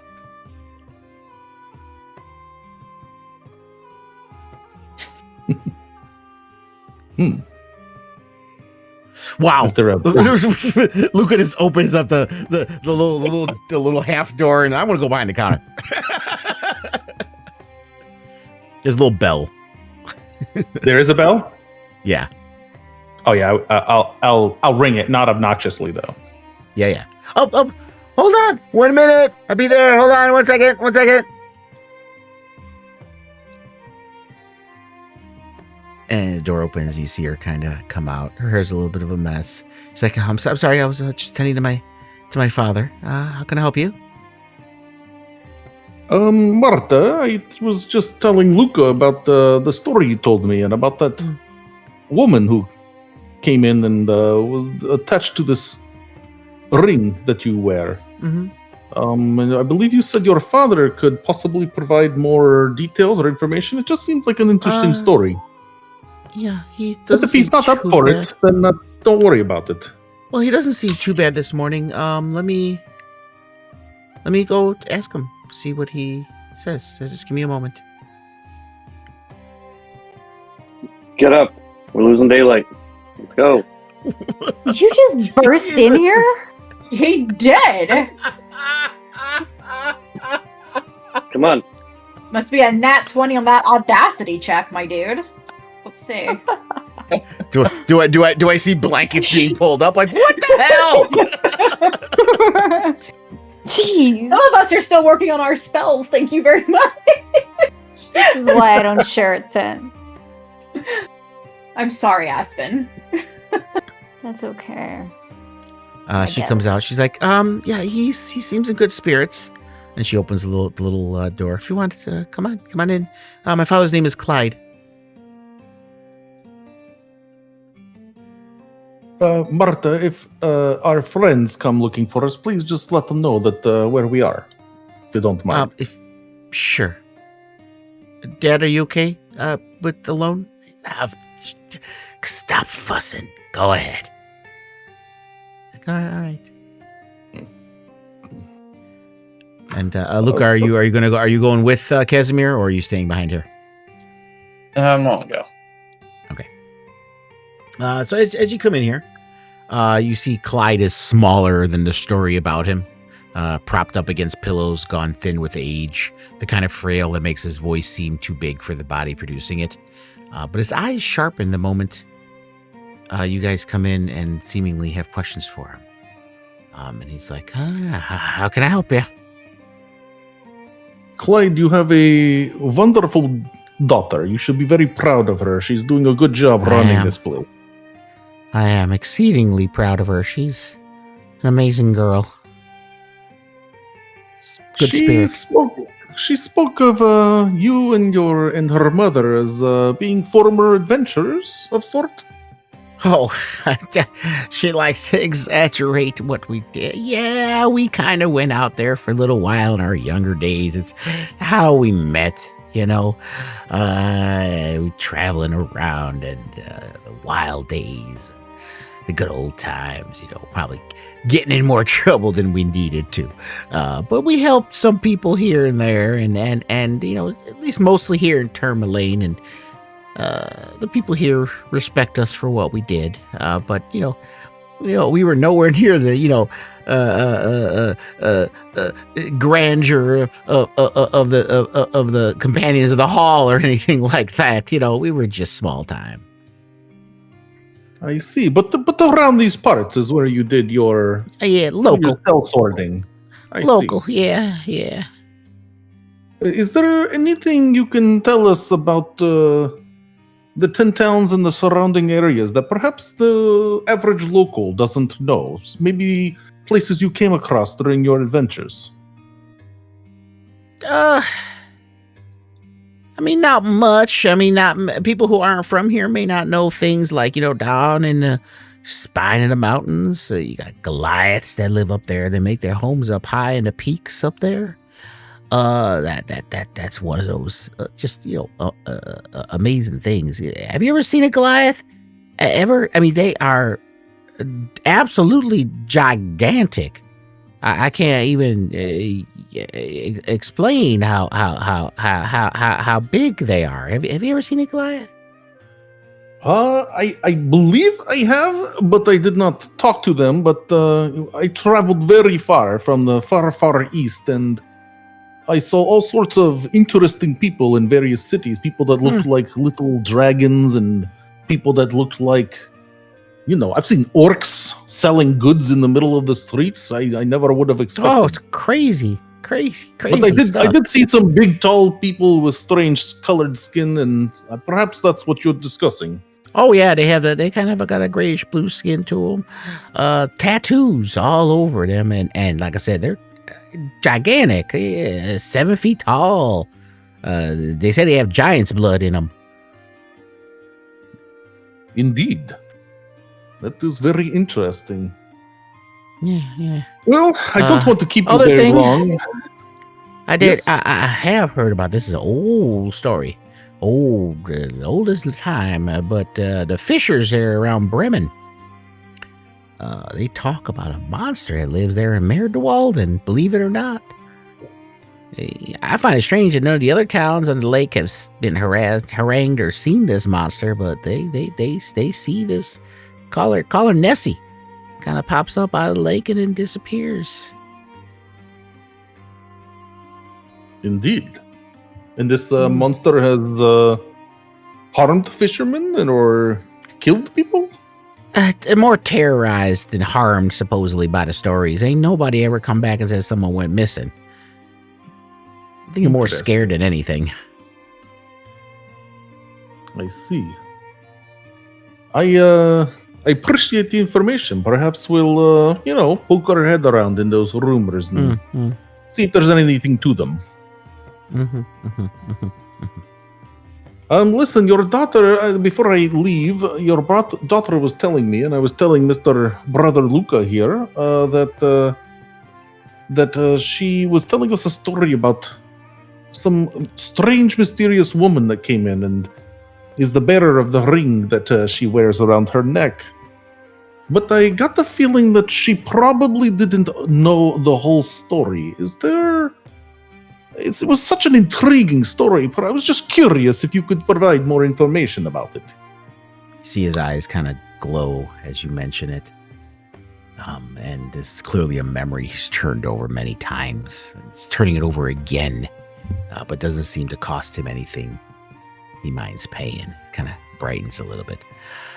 Yeah. I was a boy. I was 6, maybe 7.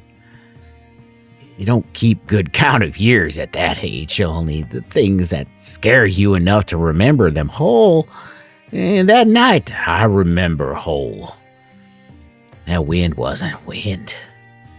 I've had real wind my whole life on this lake. I know what it sounds like when it's just weather being weather. This had want in it. I couldn't have told you that at 6, not those words. But I've had 60 years to find a word since, and that's the truest ones I've got.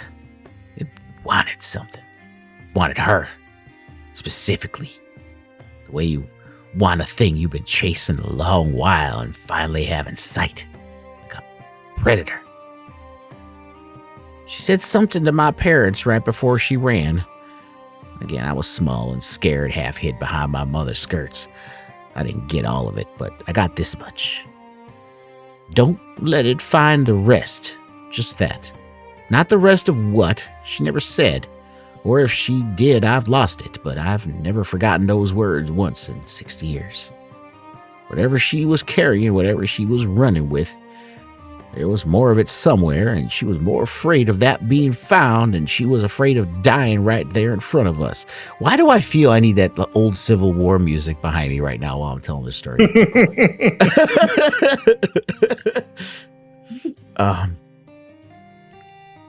Yeah.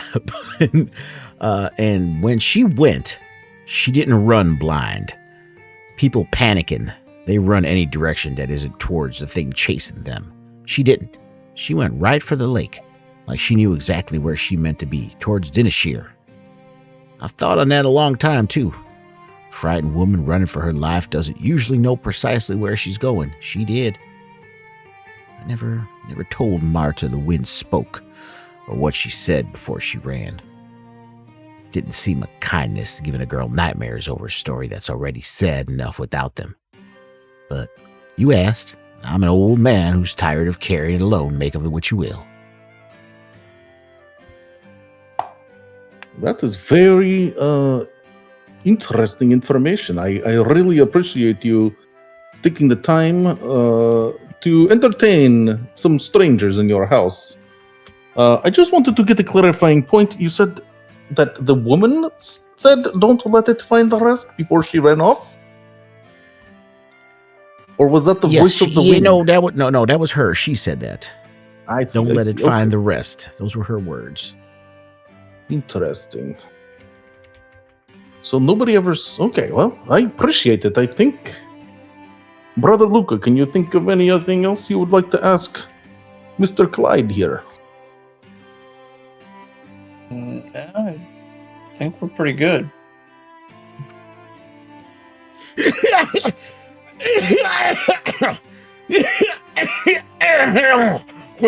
Marta comes running in. Dad, are you okay? Oh, stop fussing. I'm fine. And she looks up pleadingly at you. She's like,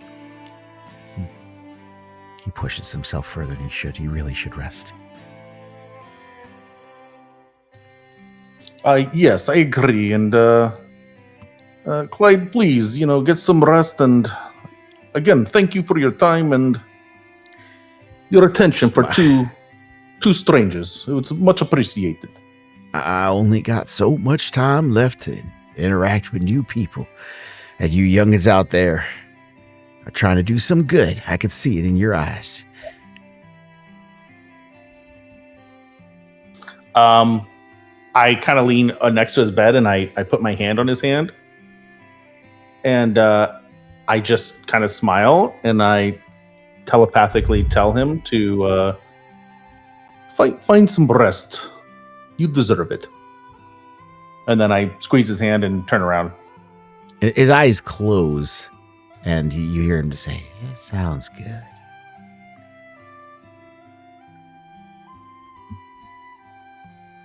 Brother Luca, let us let the man rest. It seems our friends are gone. They're not in their rooms anymore. Oh. Never mind. They've been out here. You guys have been out here in a freezing, like minus 40 below weather for no reason. I'm just trying to get over the shock of Thok just barging into my room. The ladies look a little annoyed. I think I'd rather the one that doesn't talk. Good. Asks and confides in I'm just gonna Rhiannon. walk away. He should know that move.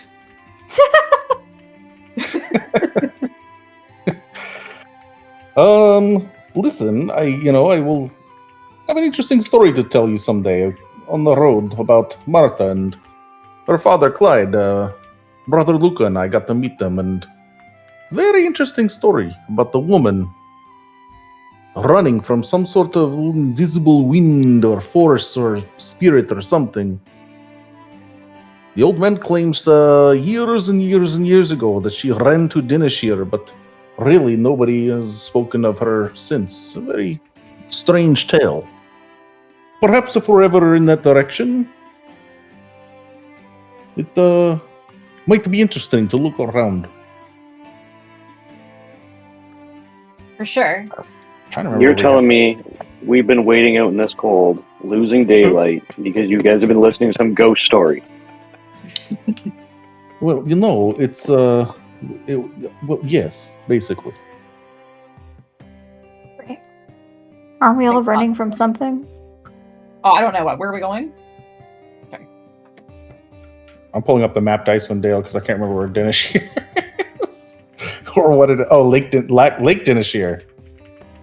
Yeah. Got it. Aspen, do you feel like you need to go anywhere in particular?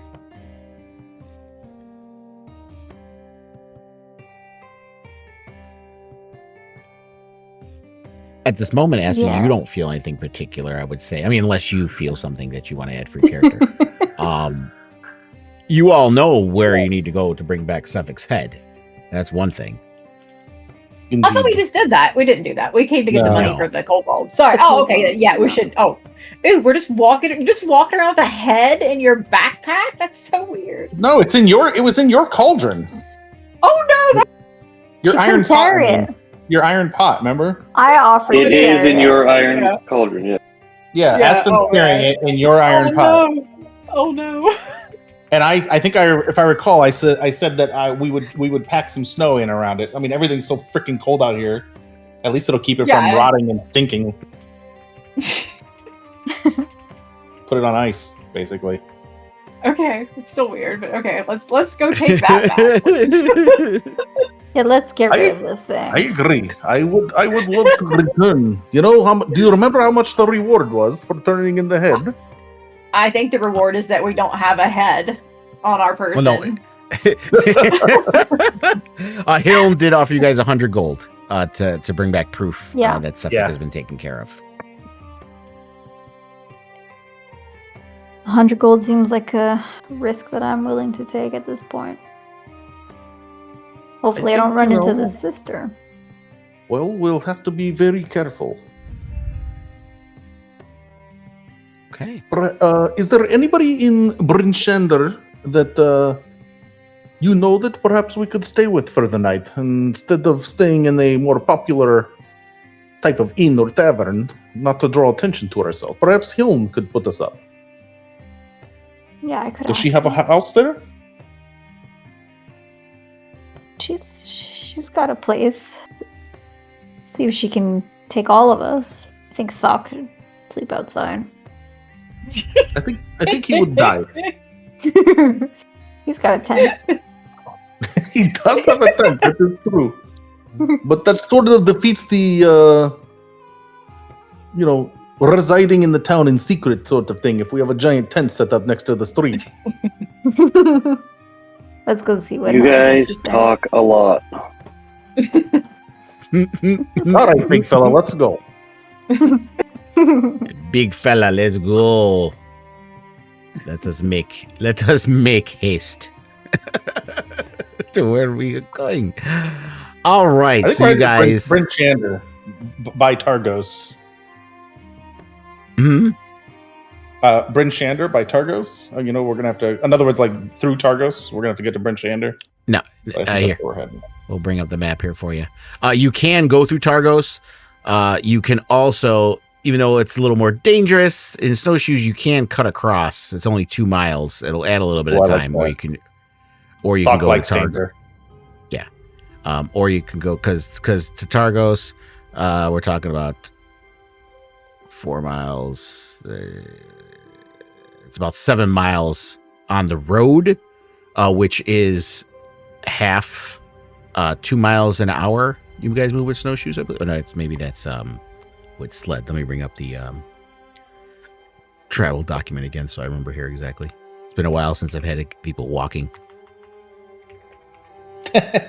Travel distances. Most people have a minivan for this type of stuff. Yes. Okay. So we're looking. We're looking at Tourmaline to Targos. So Bryn Shander to Targos, on the roads is 2 hours, and Tourmaline.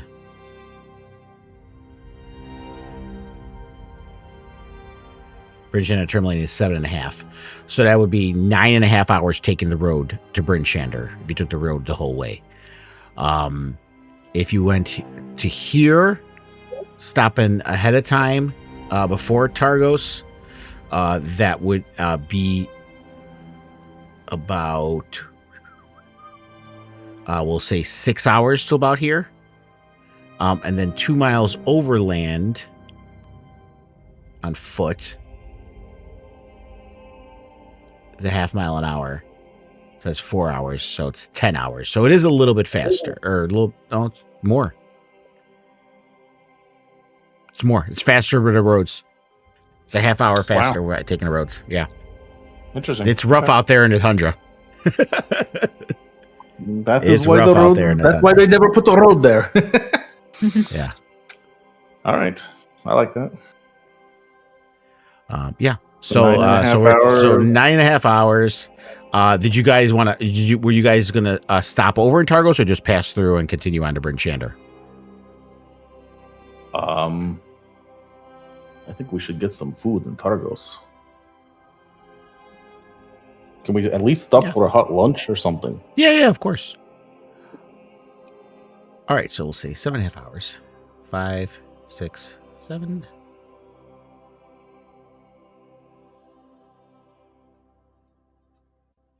Okay, so it's about 2:40 in the afternoon. You guys arrive in Targos.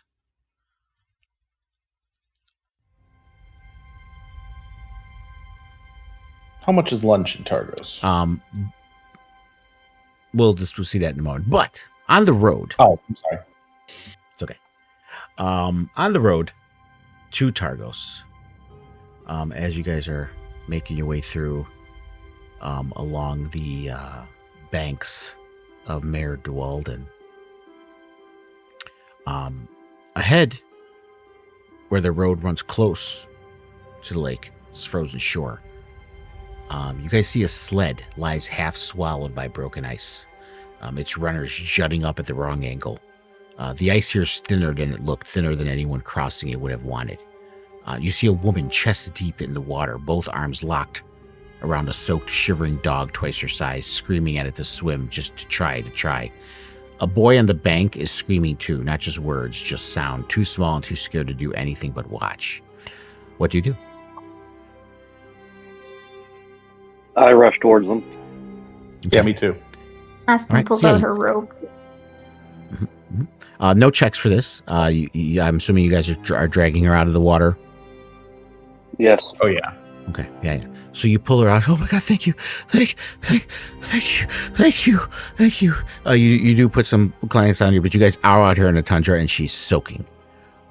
So unless she gets near some kind of fire or something soon to warm up, she will probably die of hypothermia before then, and most likely not, because you guys are about here. She wouldn't be able to make it to Targos soaking wet. I ask Rhea if she can start a fire.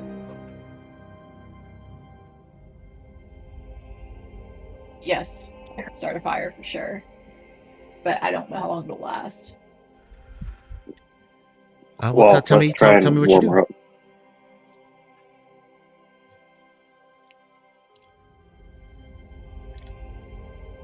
What do you do here, Rhiannon, with this fire? I mean, I can create bonfire. It's a cantrip. I could just literally just keep casting it. I was just trying to see how long Yeah. So that's just make a spot for me to get warm. Okay, yeah. Sure. I didn't know if you had any little flair you wanted to add to it or anything. Oh no, I'm Um, sorry. I was just trying to understand how long it would last. Oh yeah, if it's a That's cantrip, good. you can just keep casting Okay. it. Okay. That's the cool thing about cantrips. So you guys are she's shivering for a while, but she stays pretty close to the fire. The boy close to her, hugging her, with you guys around. And once her teeth Aspen, stop did you chattering steal the enough, blanket from the last place we were staying at? she's one of those steals towels from the hotel. Yeah. I like to have a souvenir. Embroidered. As soon as her teeth stop chattering enough to be able to speak, she's like, "Thank you so much. My name is Sella, and this is my boy Wick. I thought the ice was thick enough. Thought we could maybe take a shortcut across, but it obviously wasn't." Where are you heading to?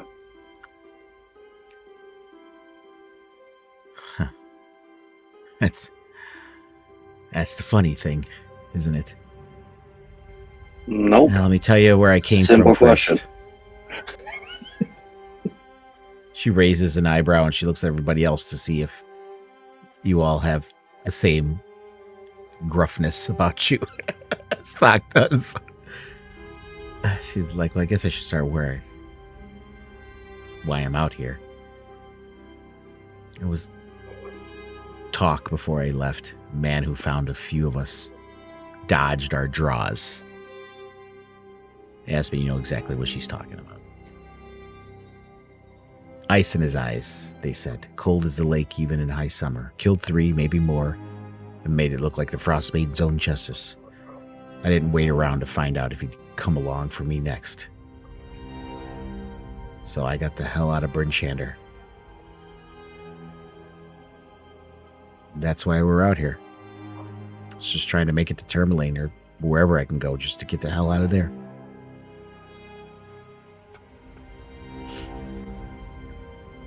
How long ago was this? This morning. She's obviously talking about Suffolk, if it wasn't apparent. Wait, this morning. She left this. Yes, she left this morning because she heard the rumor of the man who has been killing people who have gotten away from the lottery, which is Suffolk. So she just wanted to get the hell out of Bryn Shander because Bryn Shander does the lottery and does shit like that. So she's trying to get as far away as she could. She doesn't know what went on with Suffolk, obviously, with you guys. Okay, I thought this was like a post-mortem, like No, he no, no. came back for She the life. again, just like Hill knew about the rumor. Other people know about the rumor too, especially people who are involved in the lottery or might be picked for the lottery. And so there's a palpable fear about what Suffolk's been doing. Aspen peers inside the cauldron just to make sure his head is still in there. It's there. You're not going to have to worry about that any longer. Why is that? He's dead. Indeed. Dead. Well, that's one thing then. She just kind of keeps looking down at the fire. Doesn't change what I did. Doesn't change what they do to me, walking back into that square. Man with ice eyes was never the only thing waiting for me there. Espen, you're replaying what she just said. Doesn't change what I did. Doesn't change what they do to me walking back into that square. You didn't do what she did. You didn't run from a drawing. You stood in a square and refused to walk a condemned man to his death in front of everyone, in front of Livia. But the shape of it's the same, isn't it? A woman who broke with what her town expected of her, now standing at the edge of going back, not knowing whether going back means answering for it or losing everything over it. You've been telling yourself your reasons were different, better, righteous. Sella isn't asking to be judged against you. She just asking herself out loud by a fire the question you haven't let yourself ask out loud yet. Is going home worth what it might cost you? Whatever she decides, you might want to watch it. It might be a rehearsal for your own answer.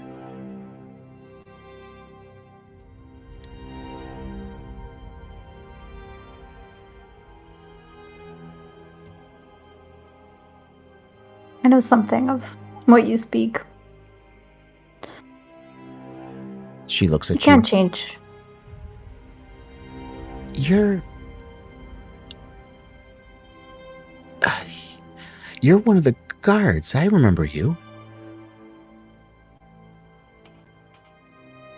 I was. But I did something too. And her eyes kind of glow, and dawning a reason. You're the one on the platform. The one who wouldn't take Donald out. Aspen says nothing.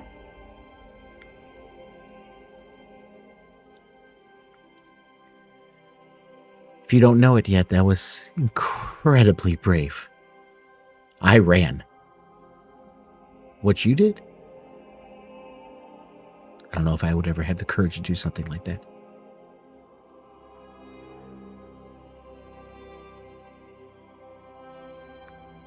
Consequence is the same. Our actions are not that different in that regard. I ran and nearly got myself killed in a lake. You refused to put a boy to death and then killed the man killing us. We're very different.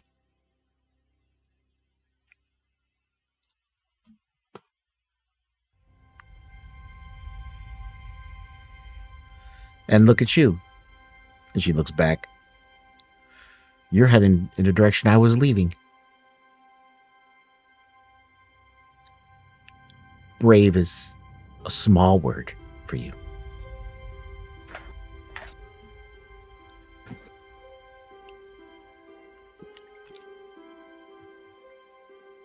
It has been the one I've been using lately. I'm sorry I didn't catch that. Stupid is the word I've been using lately. Some might agree. I'm sorry, your name is Big Boy? I didn't give it. I know, that's why I'm asking. Talk. Talk like TikTok? Like a clock? I'm done with this conversation.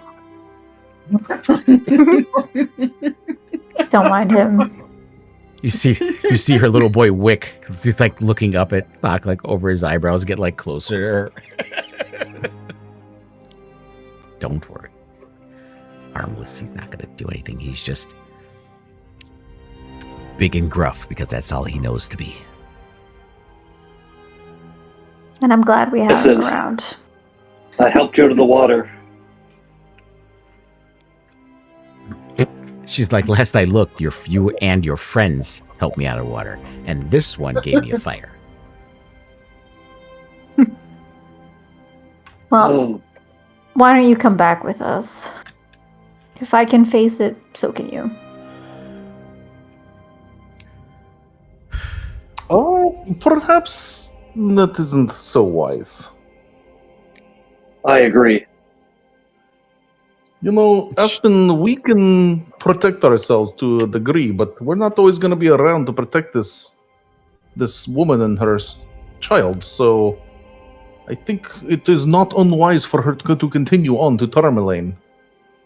Aspen, give me persuasion with advantage.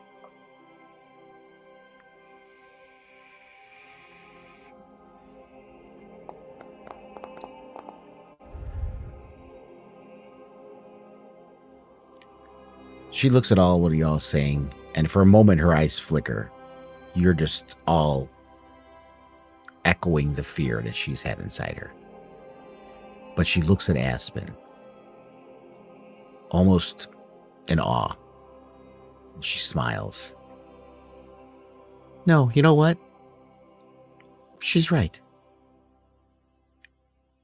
If more people were like her, maybe things would actually change. And if I run, I'm only hurting what she started. No, you're right. I will go back.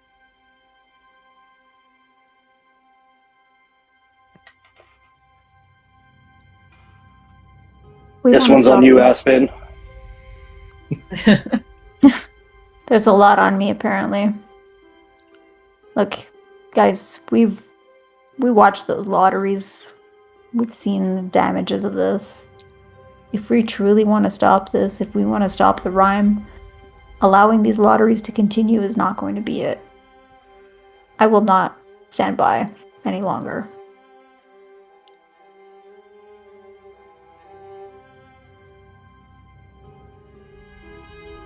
Well, I hope we know what we're doing. We don't. It's going to be So, fine. I agree. I Sella agree with the smiles. sentiment, but I'm not sure I agree with the strategy. Sella smiles and she looks at Aspen and at the rest of you. She knows. Maybe y'all should just listen to her for a little while.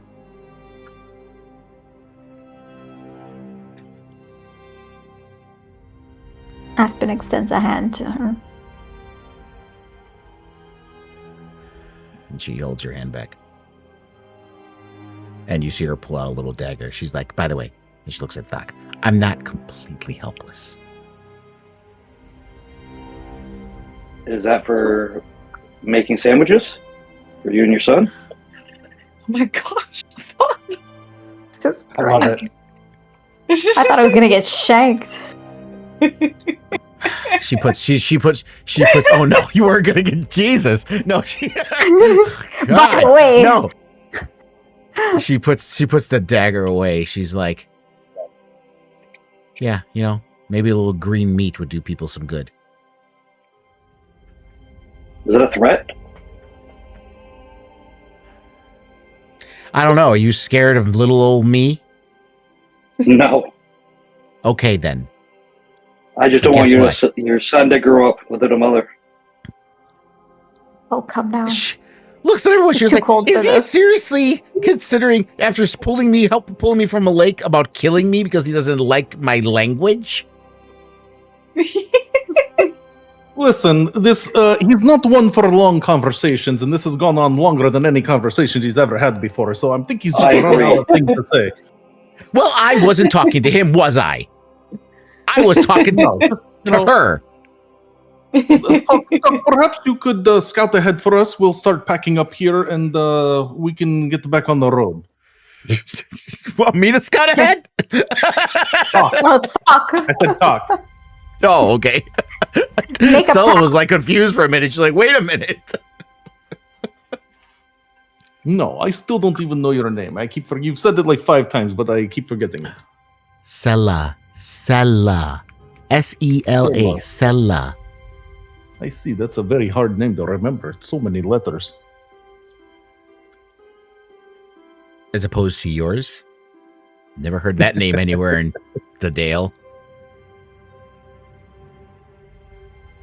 And what's with the rolling of the R's? I don't understand. What is this for everything you say? It is how I speak where I am from. You also like leave out prepositions? And I turn to Kashmir and I'm like, you still want her to come?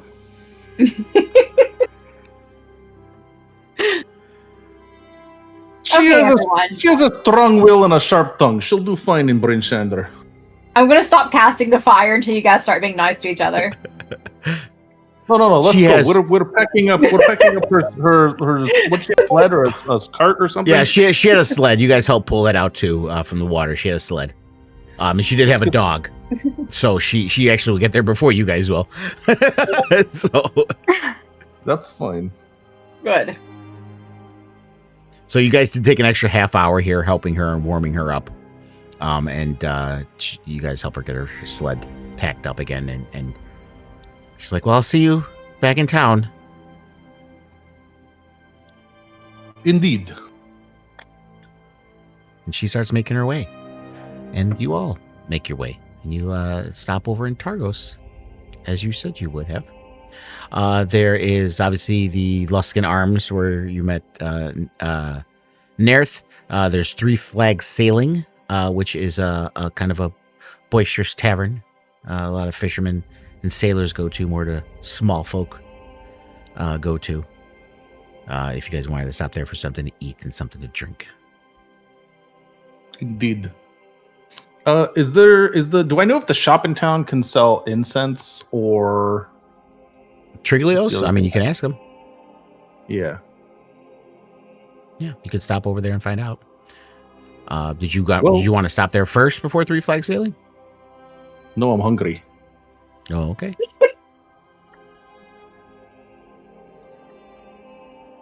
I'll try to eat quick so I can Is it bio break time? hit the shop again to look for some magic supplies before we hit the road. Don't need to drag everybody there. Okay, so you guys arrive here. You see this inn. A literal ship that apparently was pulled, dry docked, and converted into a tavern. There's quite a few people inside.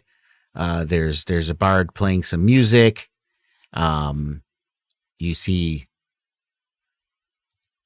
that would be the right one there. I see a woman behind the counter.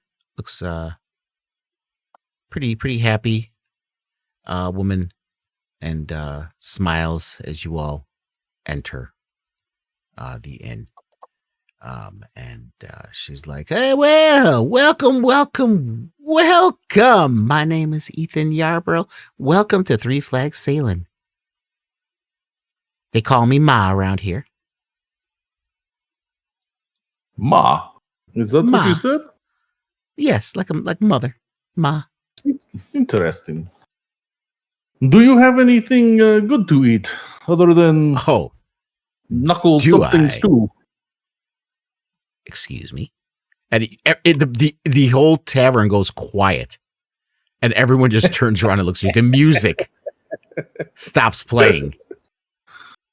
And one gruff guy, he's like, is he talking shit about the knucklehead stew? Calm down, everybody. I just didn't remember the name. I'm not from around here. In case you can't tell. It's the best stew in the Dale. Especially Ma's. And don't forget about the seared knucklehead platter. Ooh, a platter, you said? And Listen, oh yes, seared. I've been seared having knucklehead platter stew for several days. I'll take a platter. Let's try that. Oh yeah, yeah. You could, if you actually open up the little banner there, you can see the menu. She's like, and we even got. She gives you a wink. We got whiskey by the shot.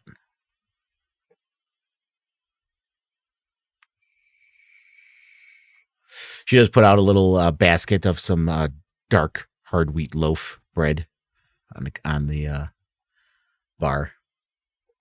And I automatically stick my hand into it and grab a fistful of bread. I'm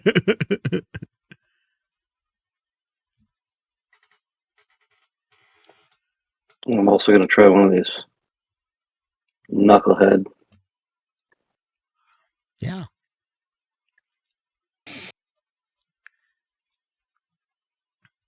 And those drinks, you can actually drink them. And there you go. I can't eat my platter. No, You guys target The yourself. food on it, not the platter. What'd you say? You're supposed to eat the food on it, not the platter. The platter is the whole meal. It's the name of the meal. You know what? Shut up. Yeah, target. seared. That's like a dad joke, Aspen. Come on. Practice there.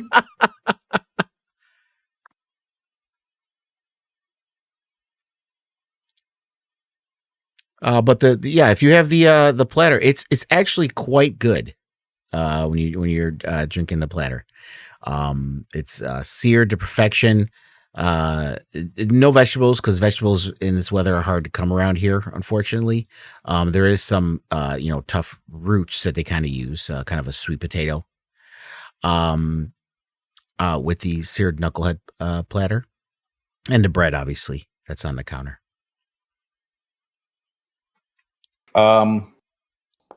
I kind of scarfed down my food quickly and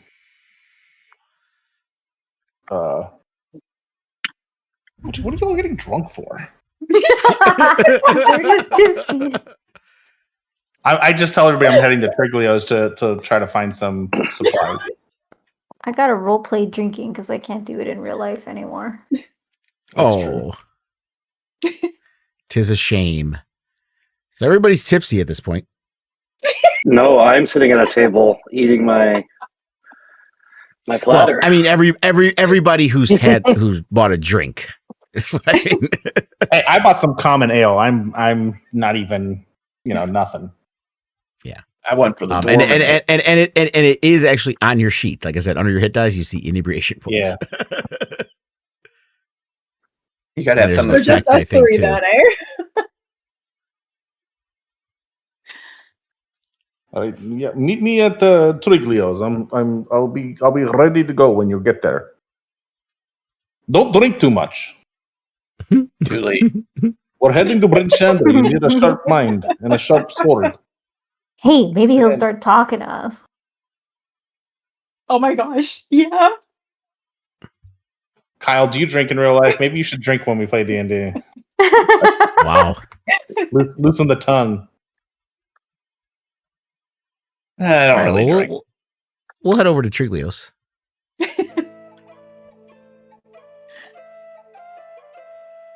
Casimir walks here alone. Oh, well, welcome back.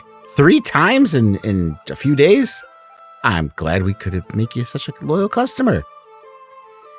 Well, the competition is thin, but I do like this place, so don't take that as an insult. No, not at all.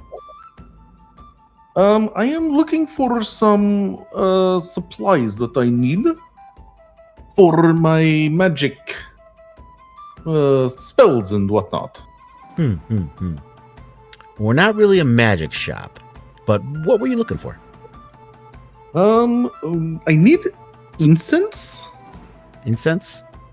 Indeed, I need the really good stuff. I need like 10 gold worth. Let me. Oh, jeez. Let me see what I got. And he starts rummaging through a few boxes here and there, and this and that. And... Aha! You see him pull out a little pouch. He comes running back over, and he opens up the pouch, and inside of it are 5 sticks, and you could smell the aroma as they come out. It's kind of a rose smelling incense. So I mean, they're thin. These are probably, they won't last as long as the ones you put in sensors, but I have some here. And as much as I love to take that 10 gold off your hands, I my conscience wouldn't let me have you pay 10 gold for these. But if you're willing to part for a silver piece per stick, I'd be more than happy to sell them for you. Out above table, one of my spells requires 10 gold worth of incense. So I can't cast it unless I have good quality right. incense of that value. Okay, he's like, I don't know offense, but at 5 silver piece, I'll never find a familiar in this campaign. Let me take a look here and see what I got. This is gonna be a roll to see if he finds more here. So we'll do percentile. If you can get over 50%. Percentile. Oops. Oh, you're doing it? Okay. There you go. Nice. Comes back. And you being the mage, knowing exactly what you need, he puts out a variety of different things piecemeal. He lays them all out on the counter. Above table, it's going to be 10 gold's worth. But he's like, I don't know that much about this stuff. I sell it here and there, and he lays it out. He's like, will this work for you? Oh, yeah. This is the stuff. I appreciate it. Right. This is very, very helpful. Then I will gladly take 10 gold pieces off your hand then. I mean, that's what I sell for a shield for, so. Do you know of any other places in 10 towns where it is more common to find magic supplies and materials? Oh, House of the Morning Lord in Bryn Shander. Ah, excellent. Mm-hmm. That is fortuitous. I appreciate it. Yeah, the woman there is a priestess, runs it. She has her own little magic shop. Supposedly it's goes all to the temple and stuff like that. But yeah, excellent. Could I have Anything either else I came can- along or had you pick me up a tent? Yeah. 'Cause I grabbed a tent. Okay. if you want to say you came along, there you go. Boom, you're here. I was drinking, but I thought he could just grab the tent. Yeah, well, anyways. Okay. Well, you stumbled here. Okay. Okay. Again, still encumbered. I know. Thog, I got another tent. Okay. My pack mule.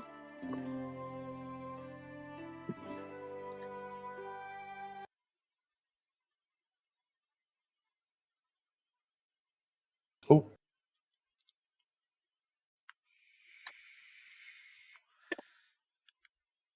So you drunkenly bought a tent and now want me to carry it.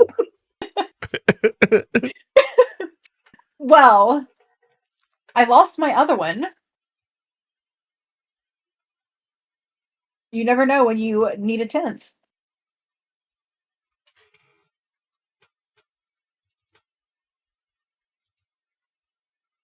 Are you guys done drinking here? Hey, you guys were supposed to meet me at Triglio's. What's taking you so long? I'm trying to round them up right now. They're a little drunk. Oh my We're god. not drunk. Yeah, or just tipsy. Yeah. You're holding your pick backwards. Are you sure? Stop running off. I'm going to pick up Ree and put her over my shoulder. Wow. Rude. Chewy gets upset at you right now. I'm not gonna lie. Are you sober enough to know? I don't know. So she was trying to feed him I'm fucking only alcohol. tipsy. No, she's only tipsy. I'm good. Yeah. Good. I'm just running where we're going. I'm not dallying anymore. Okay. So are you guys headed off to the rest of the way to Bryn Shander now? Is that what we're doing? Yeah. Okay. Yeah. Let's go.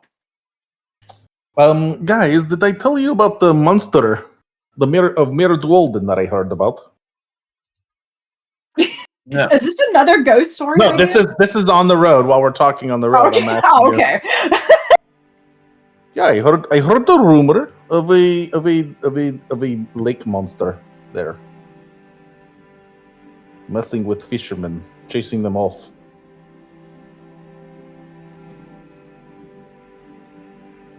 No, maybe something to look into next time we're up in the area of Termalane or Targos or something. Okay, so another 2 hours pass, and you guys arrive in Bryn Shander. It's about almost 5:30 in the evening. The sun has obviously gone down here in Dale. You guys arrive at the familiar look of the North Look as you right outside the gates of Bryn Shander.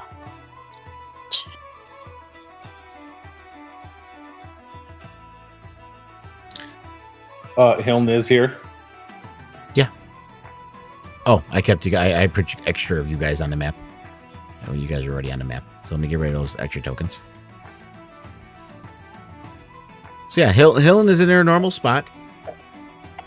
Just over there on the normal table. Hello, friend. No, she does not stand on top of the table.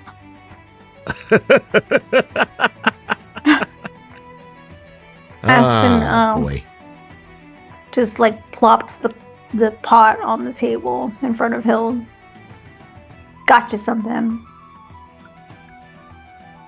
She looks in the pot.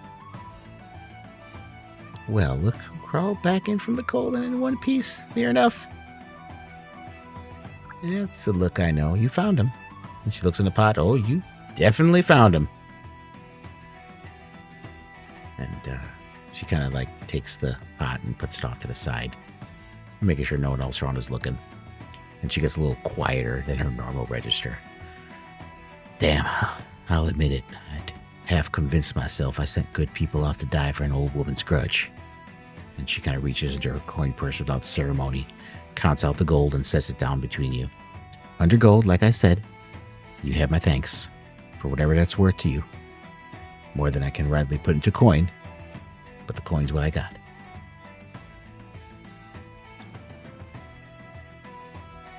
I don't think there are any objections from my mates over here. And Aspen parcels out the coin to the rest of the party.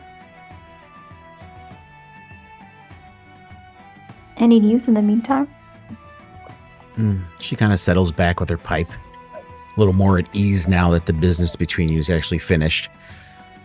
Nothing else, but are you planning on sitting still in town a spell? Or are you are you the sort that can't?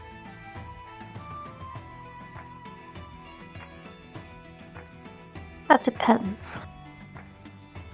Yeah. Can we hide out at your place? I don't have enough bed for y'all. But she looks over. Otto's been asking if you guys came back. Maybe Otto might have something for you. And she kind of puts her hand on your hand. She goes, but if you're looking for something to fill the time, it's probably nothing, in this town. But there's a gnome up there at the House of the Morning Lord, been driving poor Michonne half to madness for weeks. Copper Knobberknocker. Name like that, you don't forget it. Sweet little thing, worried sick over some friend of his out in an old cabin in the wilds. Might be nothing, might be worth a look. If you're the sort who can't leave a worried gnome be. And she kind of shrugs. Northlook keeps me pretty busy just watching the world go by. Rest's up to you. Thok. As you're all sitting there and she's talking to Aspen about this gnome, Copper Knobberknocker, the name catches somewhere in your chest before your mind's even finished processing it. Knobberknocker. You know that name. You've carried it since Targos, since Scath said it, since the flashback that still finds you some nights. Brass Knobberknocker, the gnome you were hired to protect and couldn't. Hilton's still talking to Aspen about something about the weather machines and a worried friend, but you've stopped following it. There's a Knobberknocker in his town, and you might want to know. Yeah, so I step forward and I ask about where can I find him? Oh, he's at the house of the Morning Lord. Like I said. And how do I get there? Oh, it's right down. And she starts explaining the directions, like, he's a sigh. And as that's going on, Aspen, the location lands odd. Not odd like a mistake. Odd like something clicking into a socket it was always shaped for. House of the Morning Lord. You've walked past that building more times than you could count in 30 years and never once really looked at it. Why would you? One shrine among many in town that answers to the veil. But hearing it now, spoken so casually, so incidentally, something in you sits bolt upright. You know this is the place. Someone's asking you to go there for reasons that have nothing to do with you. A gnome, a missing friend, Hiln's idle gossip, and none of that matters half as much as the fact that you've already know precisely where it is and your whole body wants to be walking there right now. Fuck. I know where it is. Don't worry, Hill. I'll take you. Take me there now. I knew I could count on you.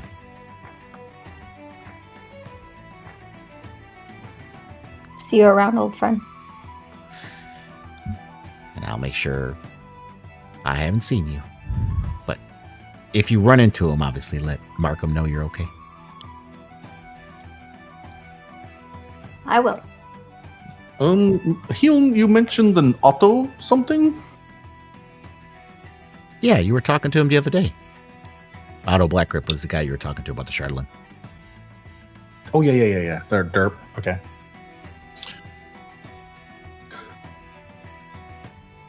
That Otto. Yeah, he's still sitting. He's sitting over here. If you want to talk to him before everyone leaves. Hilton did give directions, so if you wanted to hang behind while they went, you can. I need to find. That's where they sell magic supply too. So I'm gonna head there. I just Yeah. wanted to ask Otto real quick. Otto, do you? Bring this way. Are you Go on, able the magic to stuff. find other things that I mean, like precious gems, pearls, things of that nature? Unfortunately, I've found nothing. Nothing yet. Are you empty-handed? Have you found any of that crystal for me? Not yet, but I will let you know when I come across some. Oh, all right. Well, you know where to find me.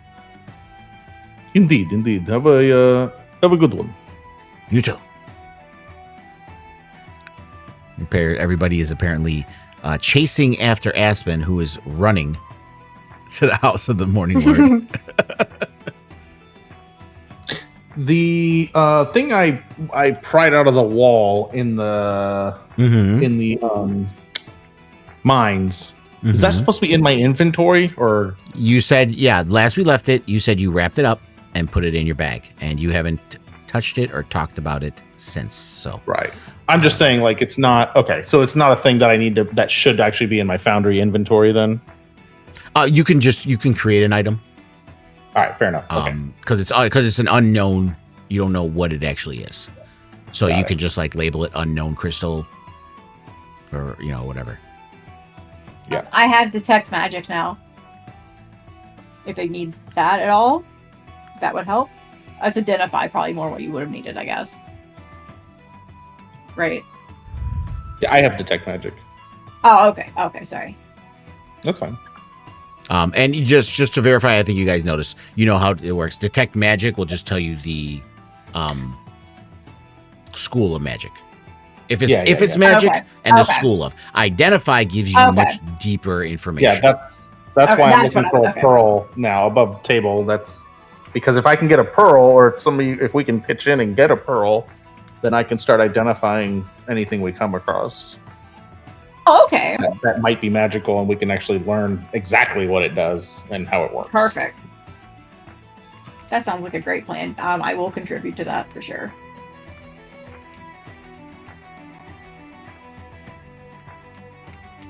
Okay, so let's get you guys here on this map. Make it activated. Do they sell oysters in this town? The ones near the sea? Maybe go to a. Does it have to be a specific kind of pearl, or just a pearl? It's D&D, so it's a pearl worth 100 gold is what it says. Oh, okay. Right. I mean, yes, if there's jewelry shops, they would have it. But Bryn Shander doesn't really have many, or 10 Towns doesn't really have many of those. But I would say if anyone's going to have it, it's going to be one of the few places that might sell stuff for magical components, because that's Okay. most regular people ain't looking to buy a pearl in fucking 10 Towns. The only Right. people looking for it are people who need it for like magical reasons.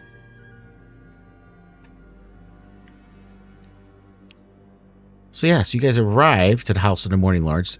You guys, I have like 30 million journals opened up. Oh, That is a lot.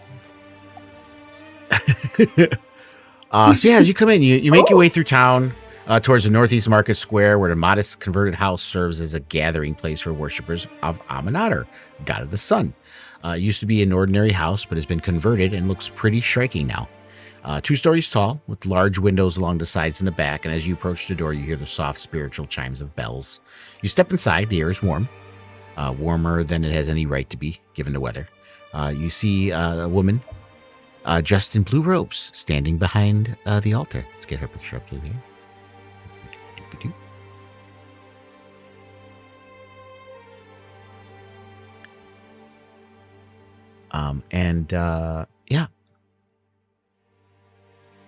Behind her, I walk. you see a large statue of Aminatar.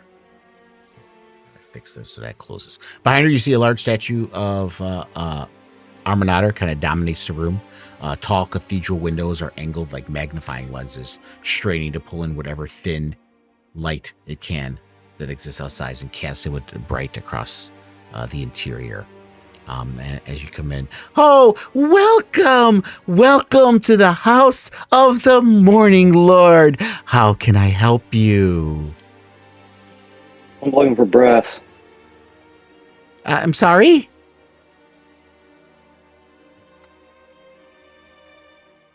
I didn't catch that. Brass? You're looking for brass? I don't sell metal. By the way, his name was Copper.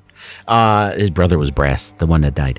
But it's like I don't sell metals. I'm looking for Knobberknocker. Oh, Knobberknocker. The gnome that lives upstairs? Oh, he lives upstairs. Yes, him. Yeah.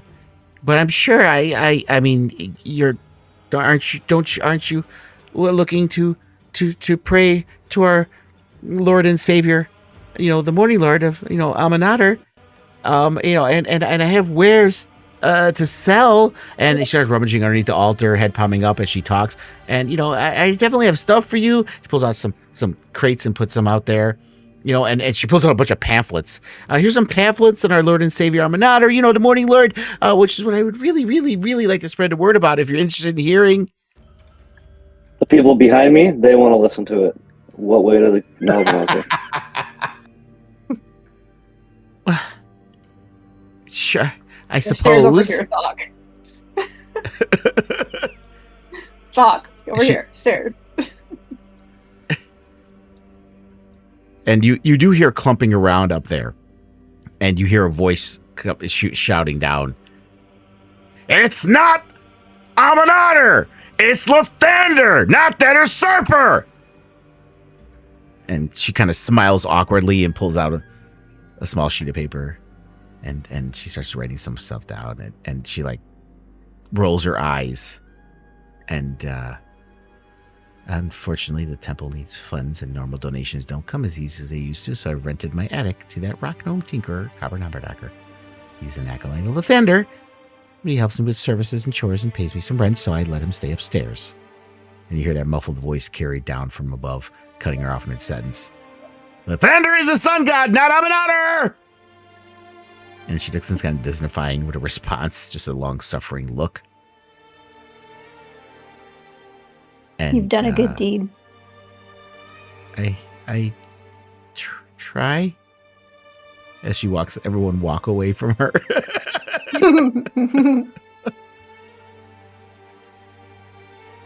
And just as you get there, Thok, you see his head peek down from around the railway. And, you hear her mumbling on about how Lathander's the sun god, or how Aminader's the greatest god of all. And he's done so much for the world and the Dale.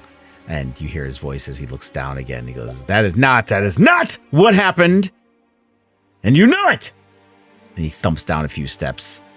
Lathander is the dawn, renewal, hope, real as anything, older than half the names people throw around like they mean something. Aminader's an old dead title somebody dug back up because it sounded impressive. And I don't need dusty old scrolls to know it either. I felt it, plain as anything. Every dawn that manages to break through this cursed winter at all, that's not some usurper's blessing. That's Lathander, still trying. And you have a foot on the stairs, Thok, as you're ready to go up there. And Aspen, as you're looking at Thok about to go upstairs, and you hear this voice shouting down, Mishan's rolling her eyes, and you hear the name Lathander now spoken multiple times. You don't hear a voice. There's no words. There's never have been. Not for you. Not for anyone who's actually served a god instead of just being told about one. But this isn't the vague doctrine-shaped impression 30 years of sisters taught you to call devotion. This is unmistakable. The door that opened in the mine isn't cracked open anymore. It's something glimpsed from a distance. It's standing wide. And for the first time since you were a girl, on a homestead being told what your own mark meant, nobody has explained to you what you're feeling. You just know. This is being wanted. Not for what you can endure, not for what you can prove, just wanted. The way dawn doesn't ask permission to come after night. It simply, patiently always does. But it hasn't taken anything from you. The door is open. Nobody's pulling you through it. Whatever happens next is the first choice you made about your own faith that's actually entirely yours. The muffled sounds of Mishan's voice, Thok's foot starting to go up the steps, the gentle crackling of candles return to full clarity and blinking. And you're blinking and you're present once again in the room. And Mishan's feelings aren't proof, Copper. You've been saying that for 6 years, and I'll say it for 6 more! We've been having this argument for 6 years. He's not going to win today.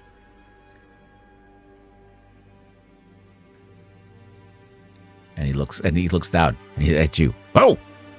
Hello? Knobberknocker? Yeah? Who's asking? Did you have a brother? I did. Oh, why don't you actually come upstairs? We'll talk. And as he's looking down, he looks over, and you see his gaze look at you, Luca, and he's like, "Oh, a monk. Haven't seen one of those in a long time. Actually, about 10 years. One looked just like you. Same robes and everything."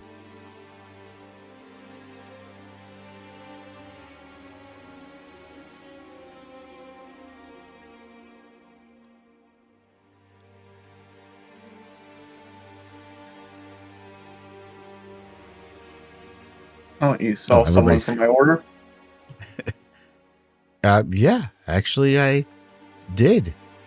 He's looking at everybody. He's like, I have a lot of people up here all of a sudden.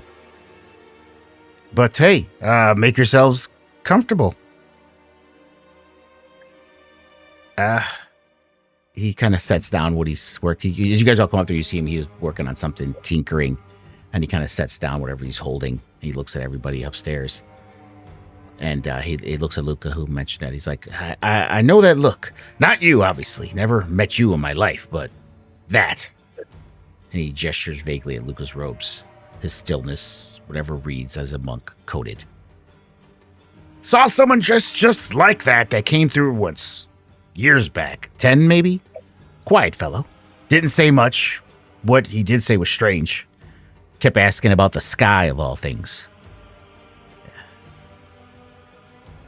He starts scratching his head. Come to think of it, he asked about an old observatory, too, up in Kerkonig. Wanted to know if anyone still used it, if anyone still went up there, said something wasn't right about it. Wrong with the sky over it, is how he put it. Though I couldn't tell you what in the nine hells he meant. But he didn't stick around to explain. Gone within a day. I never did find out where he got off after that. Kind of shrugs. You get maybe 2 of your sort passing through 10 towns in a lifetime. Seeing a second one, even after all these years, that's something. Made me think of him again, is all. And his head quickly turns around and look at Thok. Why are you asking about my brother? As I was with him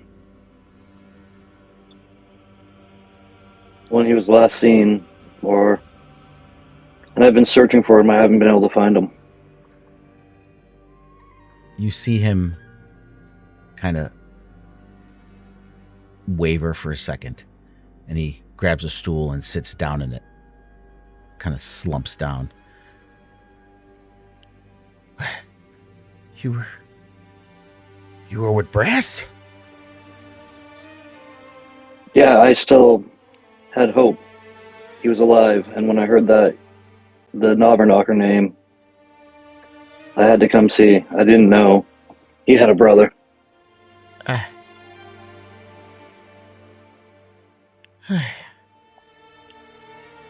Well, at least I have some kind of closure. I had no idea what happened to him. What? Tell me what happened.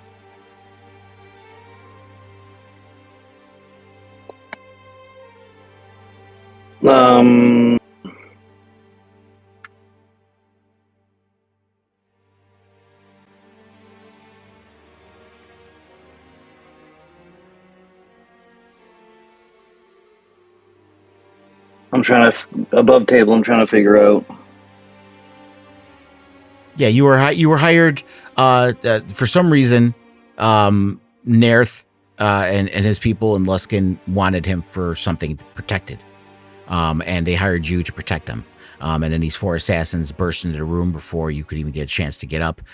You managed to take one of them down, but then the other 2 knocked you down, and the 4th managed to kill Copper, and then all 4 of them left immediately by the time you stood up and recovered. All right. Assassins got him. I was unable to protect him. Why would assassins go after a little gnome like my brother? He got himself entangled with some not good things, and I was hired to protect him. And unfortunately, I couldn't.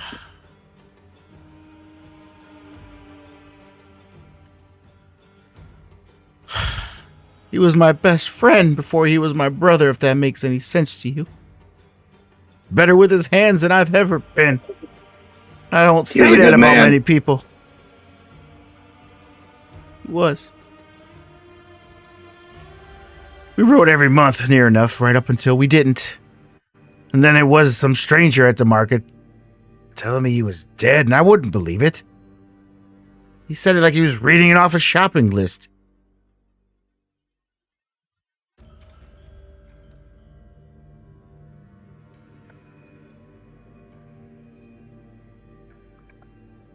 So,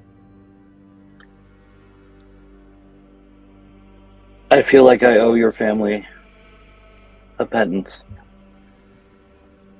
Is there anything I can do to make up for what I failed to do? Well, you see him kind of look around. He waddles between drawers and cabinets, digging and muttering, No, that's not it. Tossing things over his shoulder, occasionally checking under the bed. Oh, that's where it went. And you see him go under there, crawls under, like his butt sticking out and doing some more digging. Ha! See, here we go. He pulls out a small pouch, peers inside.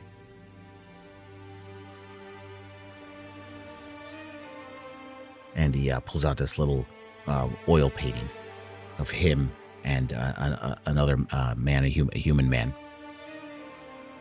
I have a friend. His name is Macratus. He's out conducting some research at an old cabin in the wilderness, and I'm worried about him. He's trying to build a device that could end the Frost Maiden's endless winter and bring summer back to Icewind Dale. I think he's a bit crazy, to be honest, but I'm still worried. He went out to that cabin all alone, and I haven't heard from him. I already lost Copper. I can't lose Macratus, too. When was the last time you heard from him? It's been weeks at this point. And how far by foot is this cabin? It's pretty far out. He kind of pulls out a map of Icewind Dale. And let me get the Icewind Dale map out for you guys.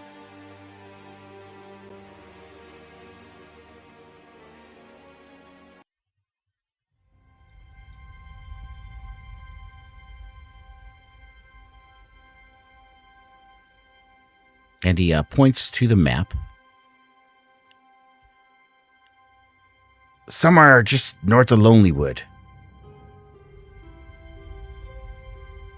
Along the river that comes out of the north of Mare de Walden, where it says Black Cabin.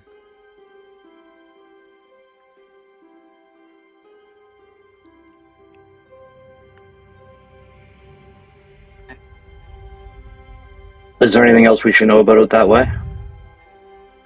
I don't know anything else, to be honest with you. I just know he went out there and I haven't heard from him since, and I'm worried. Fucking sick. You have my word. I will make it up there.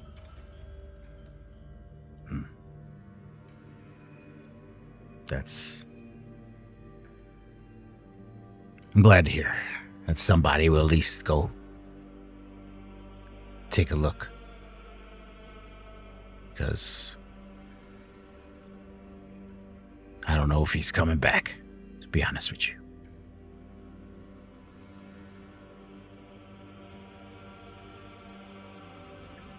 Well, either way, I'll go see if he's alright.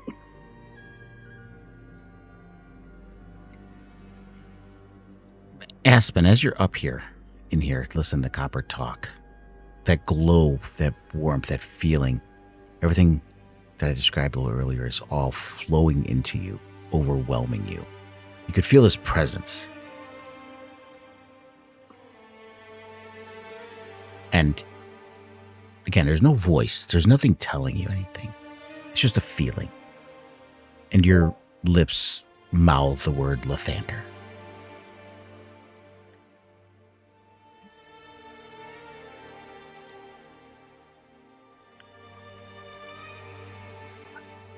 I feel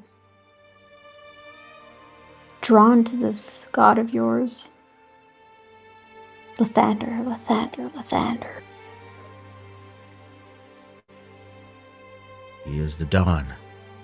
Renewal and hope. Real as anything.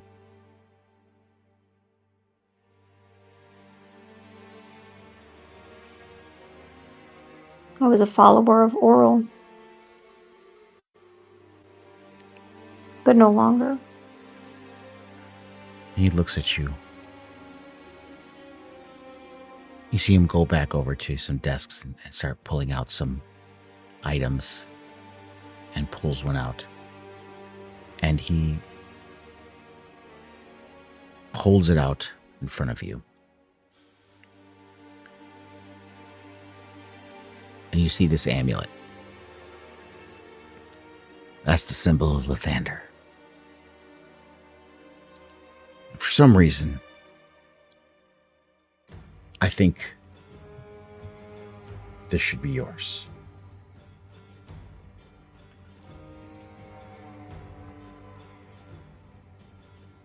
Aspen reaches out to take it. As you grab it, Something speaks were you to going me. to say something else? No, she just says something speaks to me about this. The instant you accept the amulet from him, that strain ends. Real light, more than Icewind Dale's cursed dim sun has any business producing, floods through the small windows of this attic. Those you guys downstairs, those cathedral windows, there's this light flooding in from inside of it, filling the room. Gold and warm, like the building itself has been waiting years for exactly this excuse. Aspen, your mark isn't just flaring anymore. It's a steady, bright, unmistakably restored. And you feel it within you. Copper goes completely still for a second. Just mouth, chin hanging down. And kind of loud, delighted, half laughing. I told you! I told you! 6 years, Michonne! 6 years! And he doesn't even finish the sentence, just crosses the room over to Aspen and both his hands out.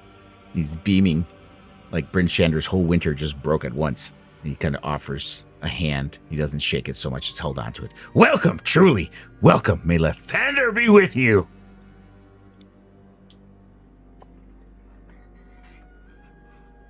Thank you.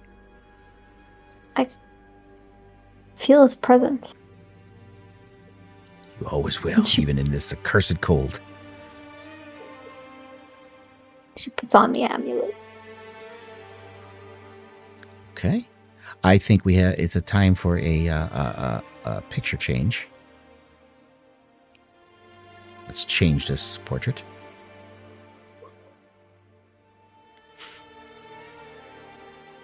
Yay, I can do stuff now. Yes, you can. Yay. Thanks for your patience, guys. No, it was amazing.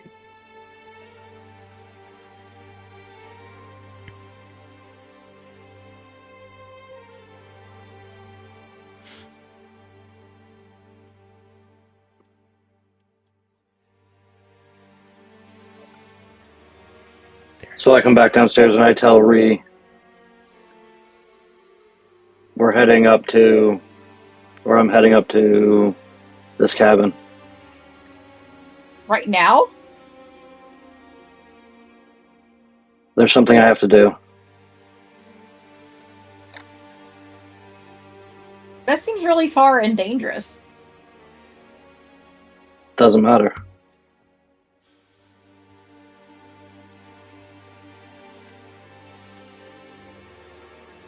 Beautiful. Yes, that looks awesome. Love it. Okay, let's open up the map where everybody is now. Well, Aspen, you can go downstairs. Thank you, Copper. You're welcome. And Michonne is just... I don't know what he's talking about. This Amanather is the sun god.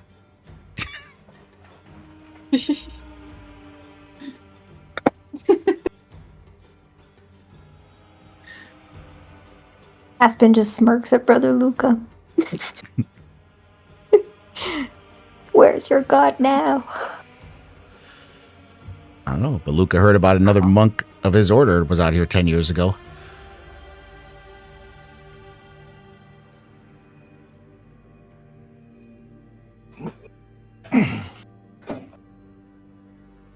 Meanwhile, Casimir's like, I just want to buy something. I've been reading. I've been reading my book. Oh, sitting down on the pews, read your book. Yeah. Now that everybody's back and it looks like we might be leaving, I'll go up to Michonne and talk to her. And Esker, do you have I'm looking for a pearl for magical purposes? A pearl. I happen to carry pearls. I have not had anyone ask me for a pearl in God knows how long. You are the first. And yes, they are for sale. Do you think perhaps you could, since you haven't had anybody ask for one for so long, sell them to me at a bit of a discount? Or perhaps there's a job I can do for you to reduce the cost. It is going to be a very expensive item for this. For myself and my friends are going to help chip in, but it is still very expensive. I don't have anything you can do for me. Well, maybe. And you see her go underneath the counter and pull out a bunch of her pamphlets, and then she pushes those aside, and she pulls out another sheet, and it looks like it's like a contract kind of thing. And she just holds it out. And she goes, listen, they're usually 100 gold pieces each. Okay. It's yours for the low price of 25 gold pieces and a pledge to see the sun regain its rightful place in the sky over Icewind Dale as the Morning Lord. What I like to call, obviously, Aminatar, god of dawn and rebirth, as opposed to, Lathander, usurper of Aminatar's light. I don't like it when people confuse the two deities. Well, you wouldn't do that, of course, now would you? Confuse Lathander and Aminatar. You could just sign your name right here and pledge your fealty to Aminatar's devotion, and the privilege is yours for 25 gold pieces. I do look at this contract. What does this contract say exactly on it? Oh, about how you pledge your undying loyalty to the god Aminatar, and how you will have no other god before him, and all that other kind of cultish like shit.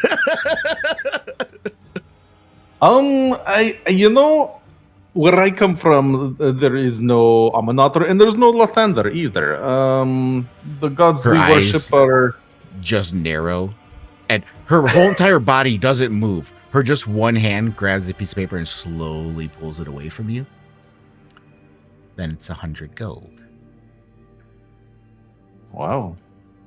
You're not making a good impression for your god if you're selling loyalty to him. I am not selling loyalty to him. The temple needs funds, and normal donations don't come easily as they used to. That's why I gotta give him a room upstairs. All proceeds here go to the temple, not in my pockets. We could pitch in. Yeah, we got this. Don't sign anything. Or he could just sign the paper. It's No, it's he's just not signing any papers. We have the money. fine. Let's And she do puts it this. back in the drawer and slams the drawer shut. Even though it, runs purely on donations, whatever money we can bring in here, items, it all goes to a good cause. Well, 100 gold is more than 25, so I don't see the problem. Yes, but as your friend said, our Lord and Savior Aminatar appreciates worshippers more than gold. That's what we value, not the money. Doesn't sound like it to me. Doesn't sound very I'm sincere literally either. saying we're taking less money for loyalty to the one and only Morning Lord. It's not Aminatar, it's Lathander! You saw the light! Look at the cleric in front of you!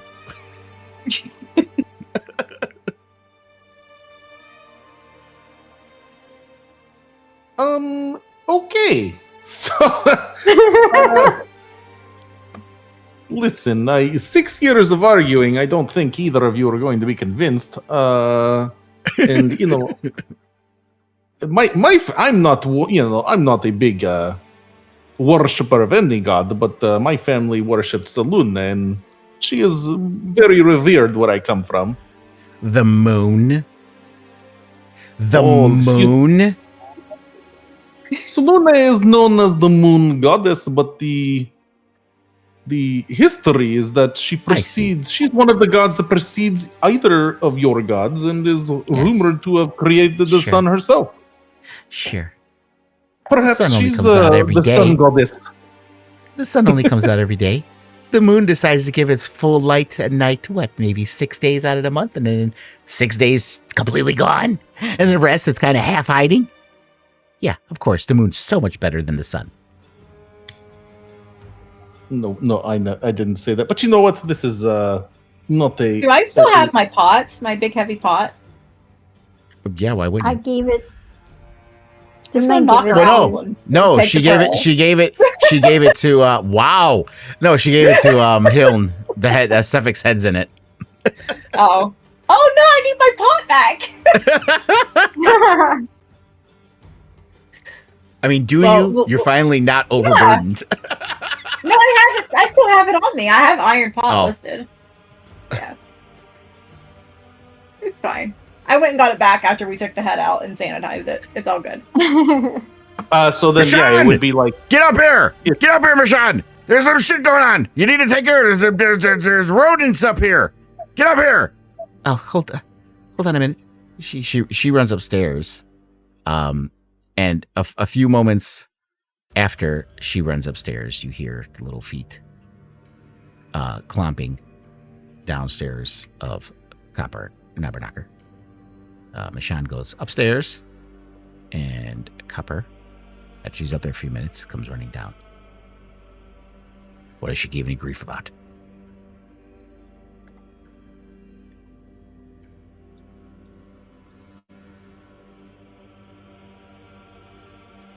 My friend here needs to purchase a pearl, and she's trying to get us to sign up for your. Of God. course she is. Mike, no, not. We had this discussion. Aminator is not my god. Lathander is my god. Let's not play here now. I'm sorry, I wasn't up there for that conversation, so I apologize for that. He looks up. He looks up, makes sure she's not coming down, and he goes under there, pulls out the drawer. But this pearl's been sitting here collecting dust for about 5 years. He ain't never sold it. You said 25. That's what you're offering. Indeed. All right, just here. Take the pearl. Give me the 25. I'll deal with her. Don't worry about it. Much appreciated. Right. Let me. I'll change the price in the shop to 25, so you can just purchase it right out of there. Okay, it's all set. So yeah, you can go in the shop there and just purchase it, and it'll take the gold automatically, and then you can have the pearl. Nice. Now we're in good shape here. Funny enough, that was actually prepared because the other campaign literally came here for a pearl too for the same fucking spell. So You know, it's D&D. different reasons, which is the beauty of it. Different story reasons, but yep, here we are. I appreciate it very much. Yeah, my pleasure. Like I said, she ain't kicking me out. She kicks me out. She ain't got nobody renting that goddamn attic. And he does look at Thok and Aspen once before they're leaving. He kind of just smiles at you, Aspen, glad to see you found a way and that Lathander has filled someone's heart. And he looks at you, Thok, almost melancholy, but a look of thanks for doing what you're doing. I just nod and turn around and head out.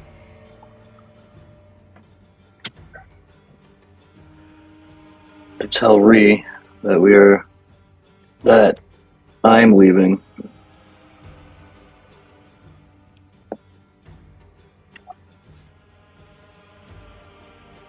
I don't think you should be going up there alone. That's stupid. Also, I hired you to protect me. What am I going to do while you're gone? Probably. I'm going to take out some money and hand it back to her. This isn't what you paid for. Well, hold on now. Are you leaving us? Where is this cabin at? Perhaps, It's way up in the tundra. He showed me on a map.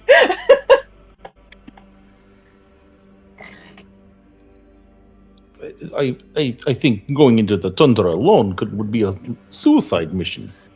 Yeah. I'm not asking for Besides- help. I'm not asking you guys to come. I won't say no. But I have something that I have to do, and I don't want to burden any of you guys with it. We all have things to do. Yeah, We've it's been helping about each other so far. almost 10 miles from Tourmaline through the tundra. Ooh, that's a... That's And- what I'm. And we got to go back to Tourmaline. We were heading to Caer Dineval. Do you Yeah, need to... and I- do you need to... Sorry, go ahead. No, I was just explaining it so you guys know what it is. So yeah, it's about almost 10 miles. It's about half a mile in snowshoes an hour. So you're looking at 20-hour trek through the tundra to get from Tourmaline to Black Cabin.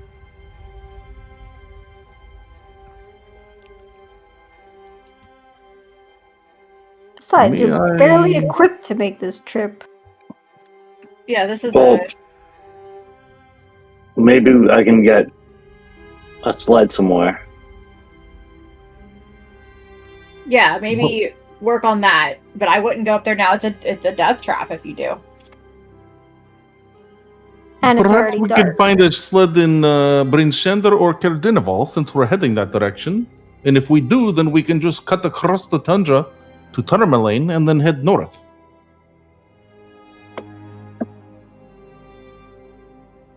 Oh, perhaps. Yeah, we're already in Bridgeshander. Yeah, that's right. So I'm saying let's look for a sled here or something, and then if we don't find it, we'll continue our way on to Caer Dineval and look for one there. Perhaps the what was that woman's name? She was 4 letters. Sella. Elva. I'll sell Elva? it. Sorry. You talking I about don't the know. woman today? The woman today was Sella. Sella. Okay. Sorry. Perhaps she will. If she should have beat us here to Prince Gender. Perhaps we could use her sled. Oh yeah, she definitely owes you guys a favor. Aspen haven't been out here. You know that a sled can only carry one person. Oh. Her son worked because her son was small. But, Yeah, that makes sense. So you You'd need a each of few of you them. you would need 5 sleds, with dogs, 2 dogs per sled. But the dogs, if you do 2, have to rest every hour. Every day for every hour they travel, they have to rest an hour. So if you have 4 dogs, you can travel without stopping. This is just That's I'll say still only one person. just because Aspen's been out here for 30 years, you know these things. Oh, this is gonna be. Right.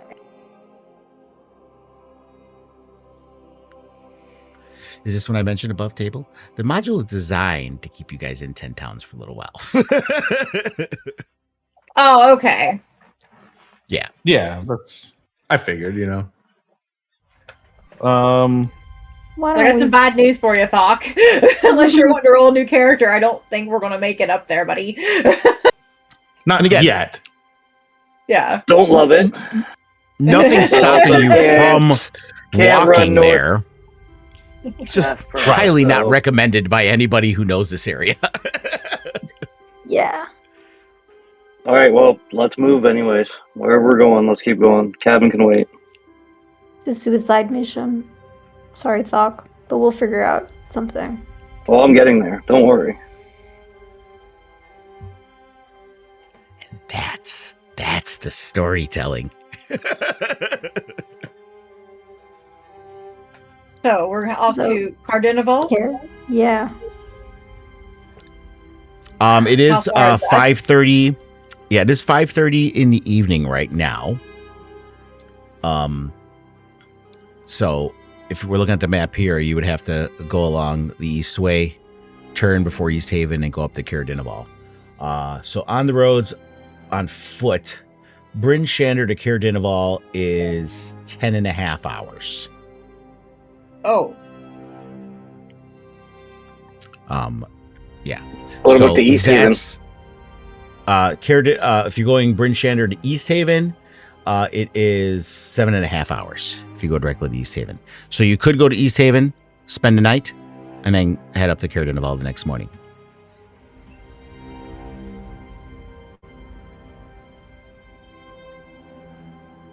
We could camp near the woods along the eastway, just outside of Bryn Shander. At least get a couple hours under our belt, set up our tents and camp there, and then continue on the road the rest too.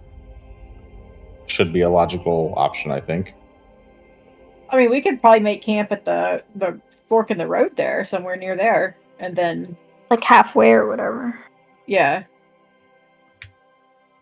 right. Like, what would halfway be? As 3 hours? Let's take a look here. Let's do some measurements. We said 10 hours, so So that's I'm about sorry. it's about 9 miles to the crossroads. Okay, well, maybe we and- just walk as far as we can go and make tents, and then at least yeah. like So you said, it's you do the roads. The roads are about 2 miles an hour. So if you're talking about 9 miles, you're talking about almost about 5 hours to get to the crossroads. So you would get here about 10:30 p.m.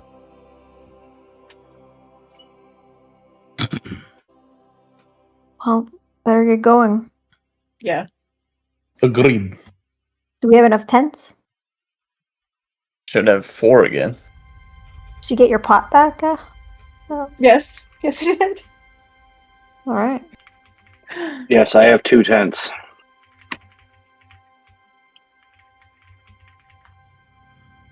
All right.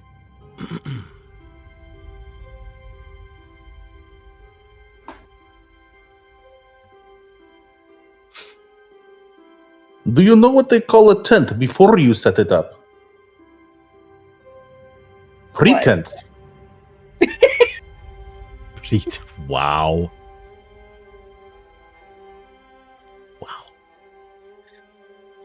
Okay. My father told me lots of tent jokes when I was in Rashaman.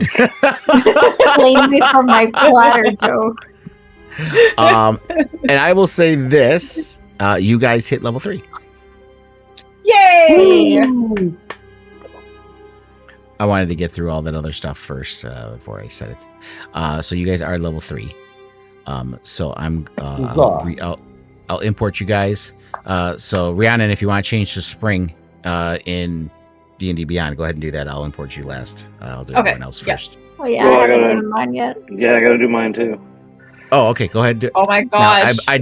Josh did say, should we be ready? And I said, I would recommend yes, just in case. That's right.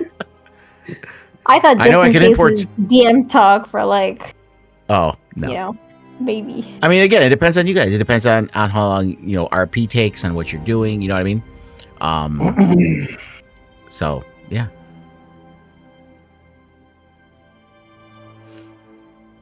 All right. I'll import Casimir because I know Josh has him ready. I don't even have to ask.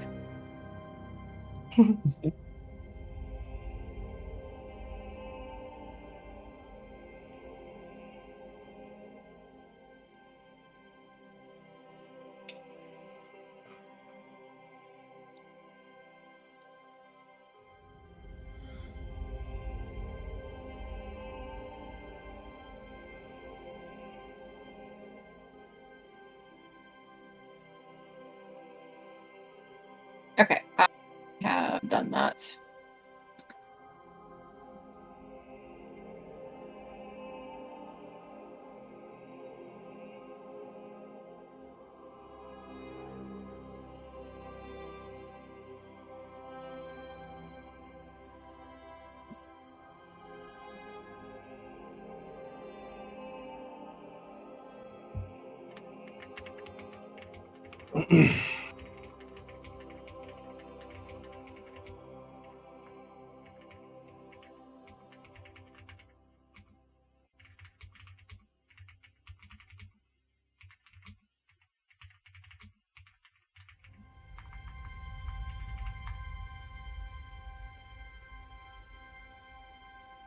Okay. Casimir is done. Zelda, you said yours is ready? Yeah, I changed the season. Okay. Mine's done as well. Okay.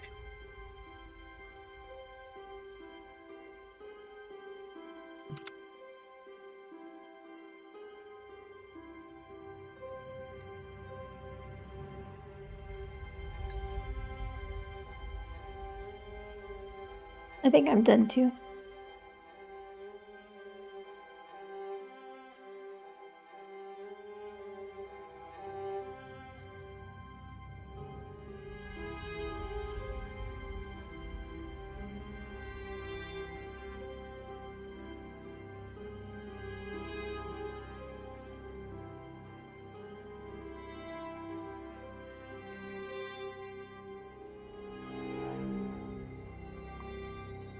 I am also done, Okay. I believe. Looks done to me.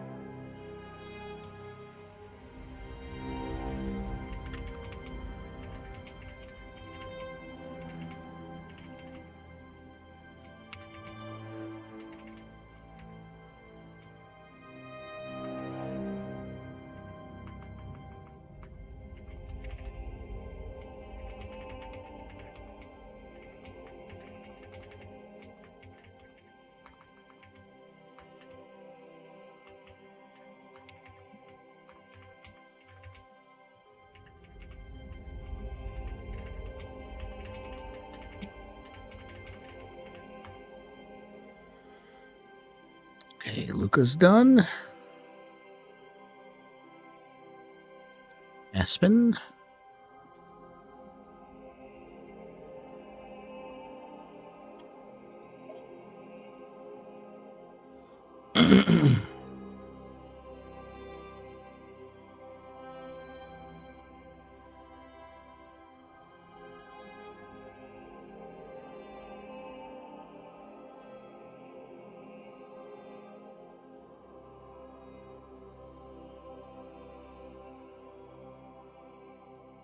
And finally, Doc.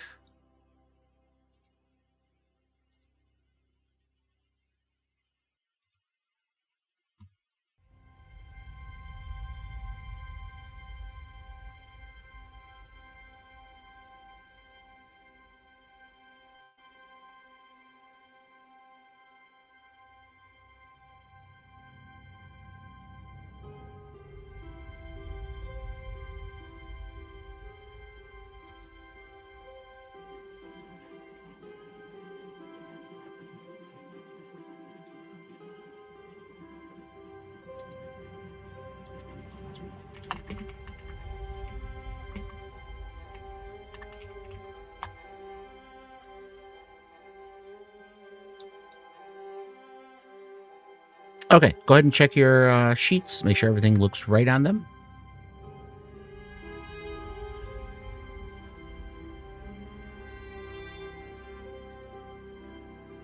Yep. Yeah.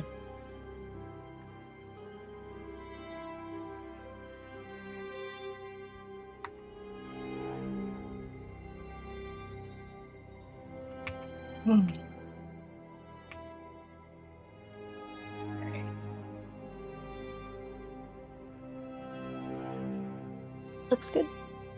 Okay.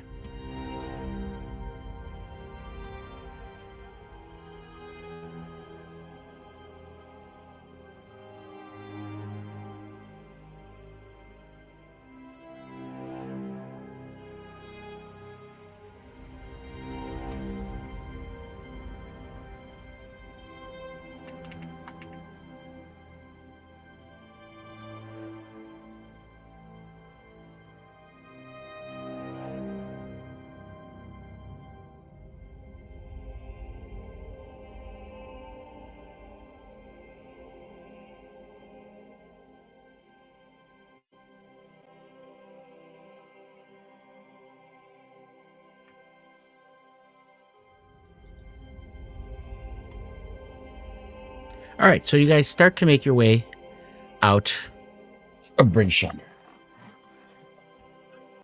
Walking in the cold, the dark, as it does get dark here.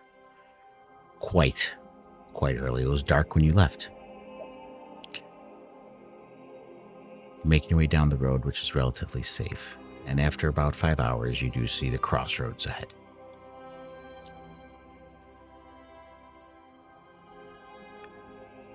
And you know you can go forward a little bit more if you want. Another 2 more hours push through and sleep a little bit later in the morning if you want to make the East Haven, or you can camp here at the crossroads.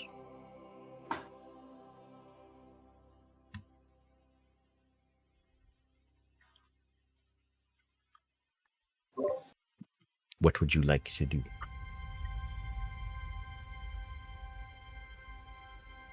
I am tired. We've done a lot of walking today. Yeah, let's make camp. Okay.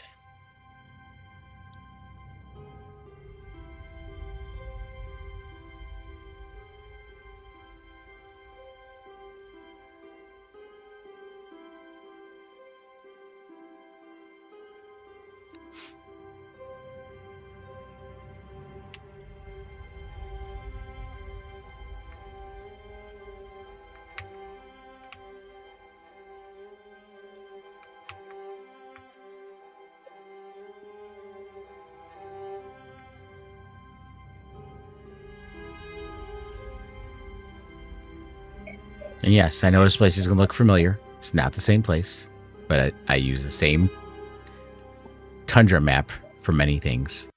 Because I don't need to make 100 million tundra maps for places just full of snow. So, your tents are set up. It's about 10:30 at night. And you guys discuss amongst yourselves. I gotta run upstairs and pee real quick. I'll be right back.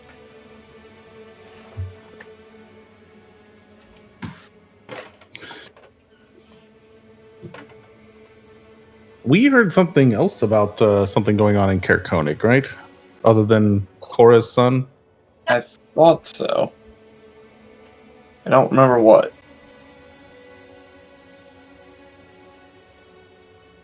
Me neither.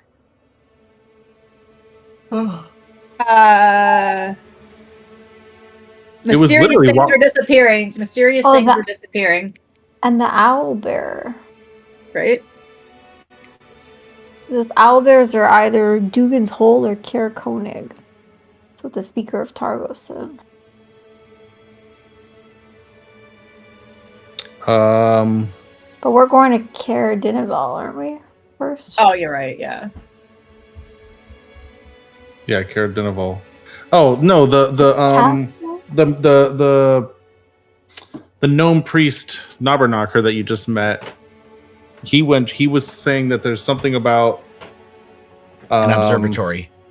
Observatory, yeah, in Caer Konig.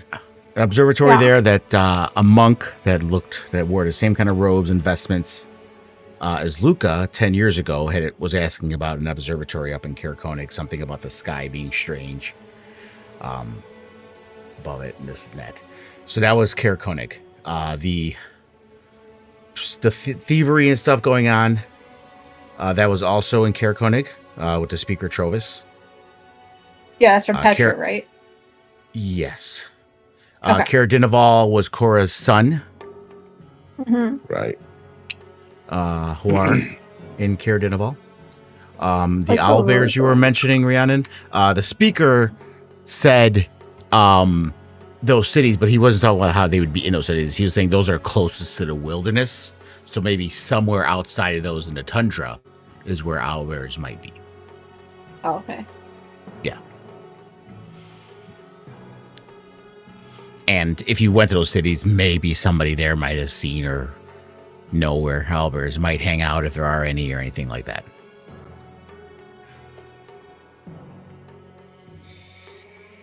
Yeah.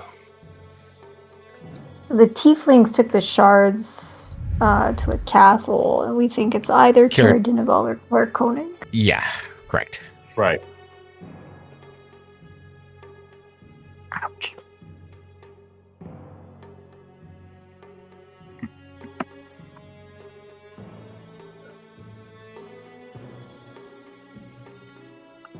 You guys should get some rest.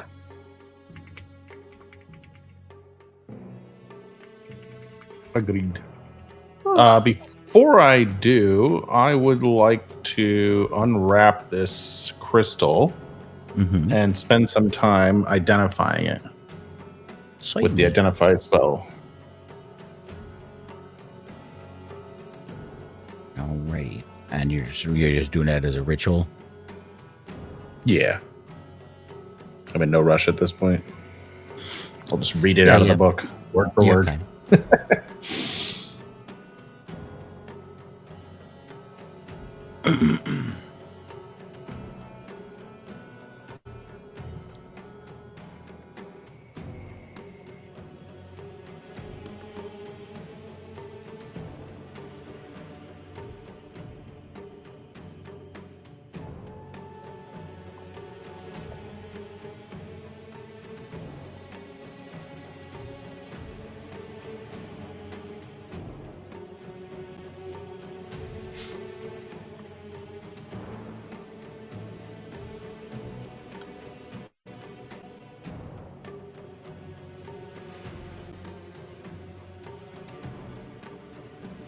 Just find my notes on this.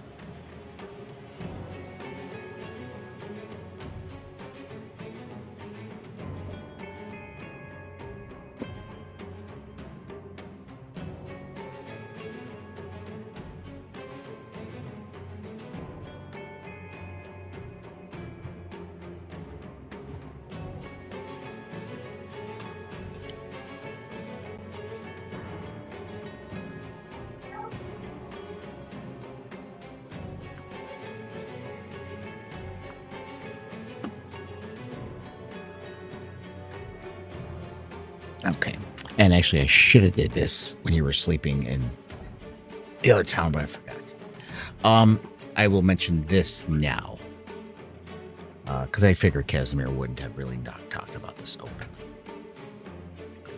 So Casimir, that the previous night at the Eastway when you guys went to sleep, you had one of your shared dreams with Delenia.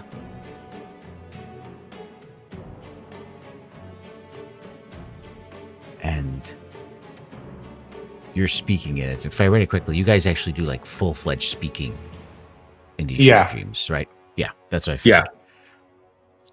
And you're talking about it, you're talking what you've been going through and what you found. Especially that, since that's like your guys' main concern is about crystals, these black crystals. And while you're talking, you're mentioning things. She doesn't ask about it by name. She wouldn't know how to, for what you have with you. But partway through an otherwise ordinary shared dream, her attention catches on something the way it always does when she's worried. You're carrying something, she says carefully. Not like before. Not Shadlin, but something. A pause, and when she speaks again, there's an old fear in it that she's clearly trying to keep out of her voice. Be careful, Casimir. Please. I only just got you back once already.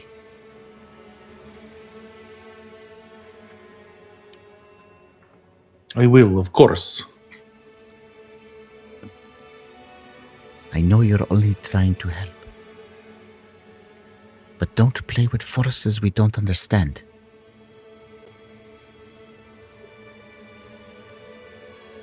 I will be careful. I promise. But are you? What do you mean? She gives you a little head nod that you know what it means. Really?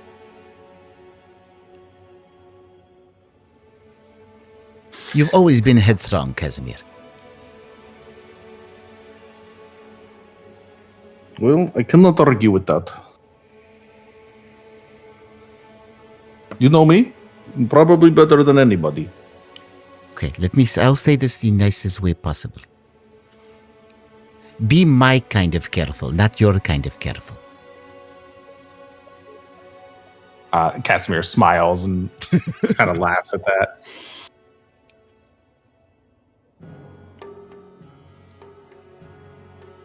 I understand. As you know, I am on a journey to learn and explore and expand my knowledge of magic, and I cannot avoid all dangers, my love. But I will,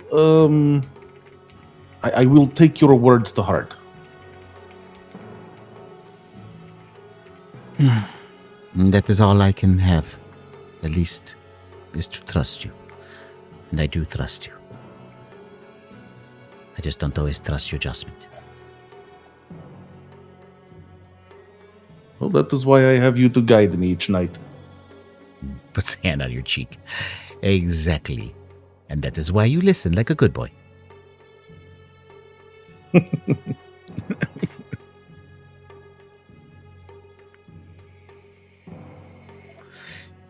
You both kind of drift off at that point.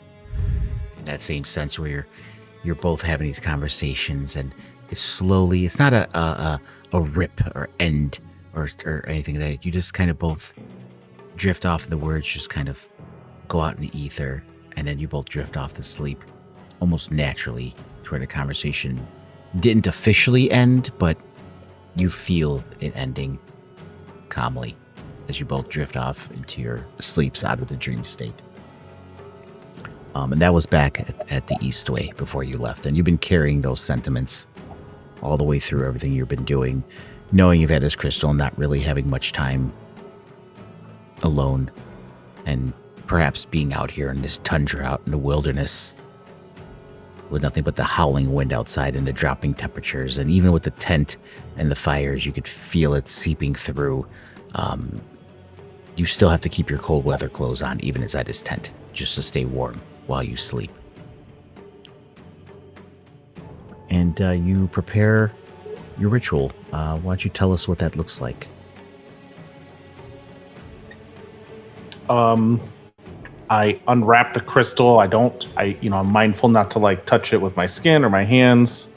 And I'm very careful and neat and orderly. And I lay out my book next to it, my spell book, and I lay out the pearl, and I'm kneeling down, and I'm just sort of following of course, I'm using my sword to light up my tent so I can see what I'm doing. But I'm just sort of reading through the ritual and following the process and incanting the words necessary I'm focusing on this crystal to try to unlock its whatever magic secrets it contains. So as you're holding it,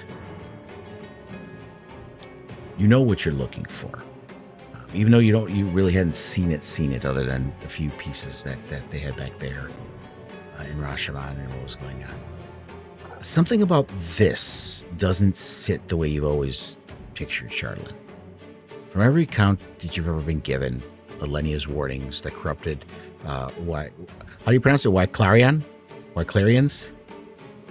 The Viclaren is Viclaren. Okay, Viclaren. They don't say W's, right? yes. The corrupted Viclaren obsession, all of it described as as hungry, a pull, a want, something reaching for you, whether you liked it or not. This is quieter. The best word you can think of is patient. More like a recording left running than a predator wanting to strike. And there's a shape to it you recognize uncomfortably well, a presence seated into something that isn't a body. It's not far from what happened to you, except this one never got the chance to actually live. And that's all you can, just by touching it, you feel this already. And as you start to do the identify spell, you start to understand the shape of what this thing does.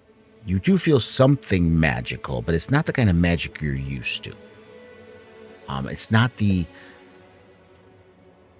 chart of the schools of magic that you've learned. It's not abjuration, illusion. It's something different, but still magical. And you feel it has something to do with the mind. And especially you with your psychic connections, you feel that connection with it. That's one of your fortes. It isn't waiting for a specific mind. It doesn't already know who or what it wants. It carves. You know that using whatever power this thing might have requires an attunement and gets imprinted upon. Using whatever is left inside of it, whatever it is a mold. It's not necessarily a flaw in the item, that's the whole design of it. As far as this identify spell, you definitely feel psionic when you do it.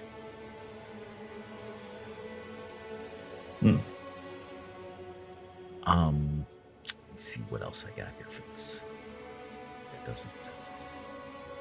That fits the identify spell, but doesn't say more than it should for the identify spell.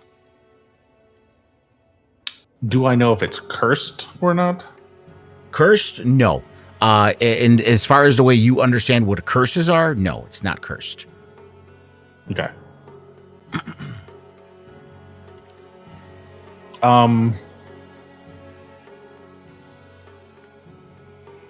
Given that it's like I know from the identify spell and the vision that it gave me back in the mines, knowing that it's like got a kind of a connection to a mind or something, before like spending time attuning to it, I'm going to attempt to telepathically reach out to the crystal and see if I can better understand what this mind is that's either in it or attached to it or something.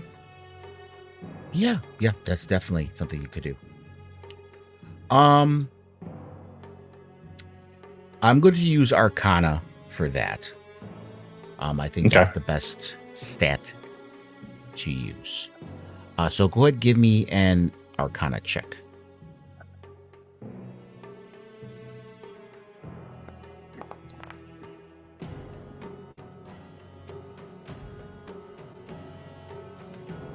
You're doing spectacular tonight, aren't you? That's not too bad. That's not too bad. I have a plus 7, thank God. Yeah, you have a plus 7 to that. I just saw the 7 on the die before I scrolled down the chat. I know. So yeah, with a 14, you reach out to it. And at first all you hear is this rhythm. Dum, dum, dum, dum, dum, dum, dum, dum, dum.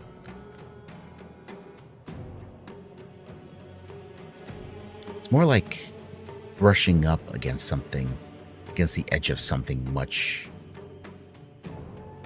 larger. For a moment, you're not alone in your own head. It's brief.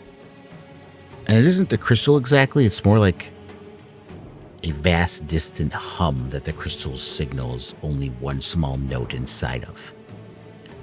You get the unmistakable sense that whatever that hum is, it could be, in principle,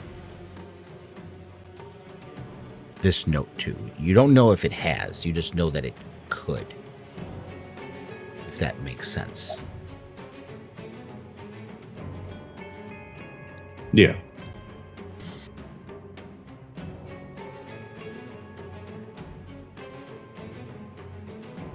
Okay.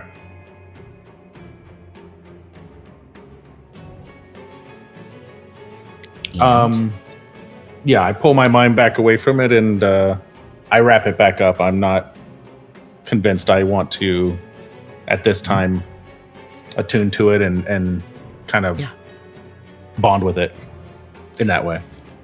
And just as you do that, the sky answers you. You see a line of white hot fire tear across it, low and fast, bright enough to throw your shadows hard against the snow before the sound even reaches you. When it does reaches you, it isn't thunder. It's wrong. It's a shriek with the edge of something almost like a voice. It's gone past the horizon to the south. And for a long moment, you kind of just watch it as it disappears far away. And then you see a glow of light disappears behind the mountains far to the south.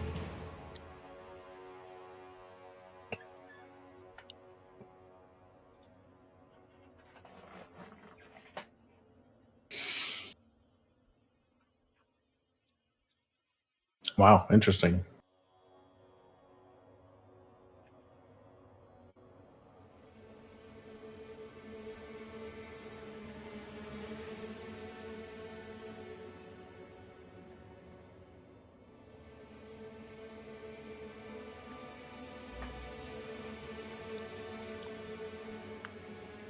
I tell Brother Luca he can come in the tent now. He doesn't have to stand outside anymore. I'm done identifying. Freezing in the cold. I mean, would he maybe have at least, go in with Thok's tent for a minute just to warm up? I'm just or sat by the fire. Yeah. I'm just sitting by the fire looking north. Yeah, black cabin on his mind.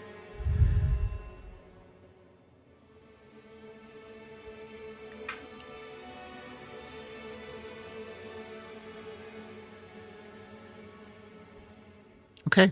And you guys turn it's an hour for the ritual, or was it 10 minutes?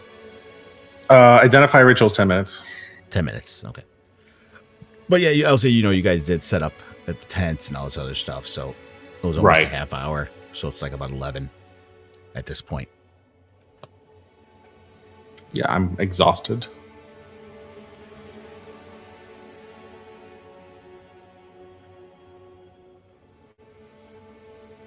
Okay, so do you all go off to bed?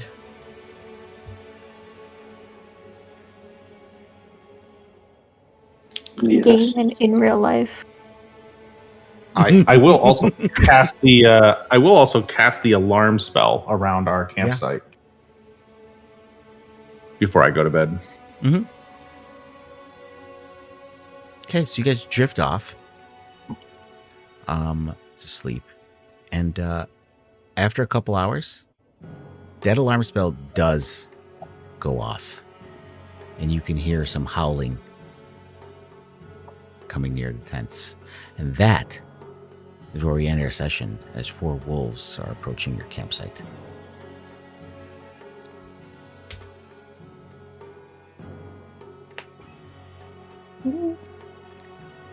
That was a packed session, guys. Yeah, it was. That was a packed session. I think Rhiannon got it last week with the Chewinga, but I think I hit all the 4 rest of you with something tonight. So yeah, that was awesome. I don't even think we really fought anything this session, but that was amazing. That was a good session. I like that. Hey, we fought the tentacle guy. oh yeah, that's you did what make I it was real. cool. Which was I a didn't get to hit completely it. voluntary fight. You guys could have easily just left the mine. But no, you guys wanted to fight it. So you fought it. Clear the minds out. Yeah. Yeah. Well, I mean, they were paying us. You did make it extra, safer. so You did make it safer true. for them, so yeah. I was worried about the miners. And we got paid twice. Twice. That's and right. you leveled up. Yeah, action packed. Seriously. Pretty good. Yeah.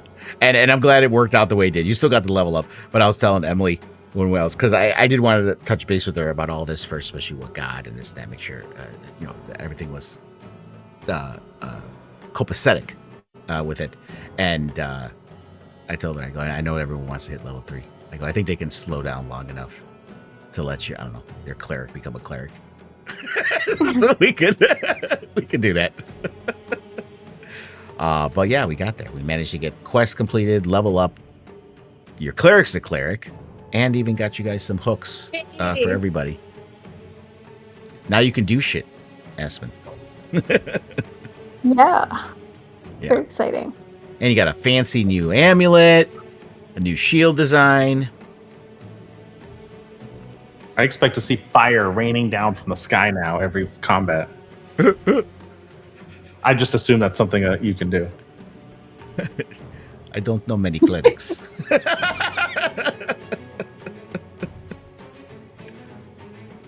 All Yeah, right, that's right. We will sign off for the recording. Thank you guys for joining us, and until next time, so say we all.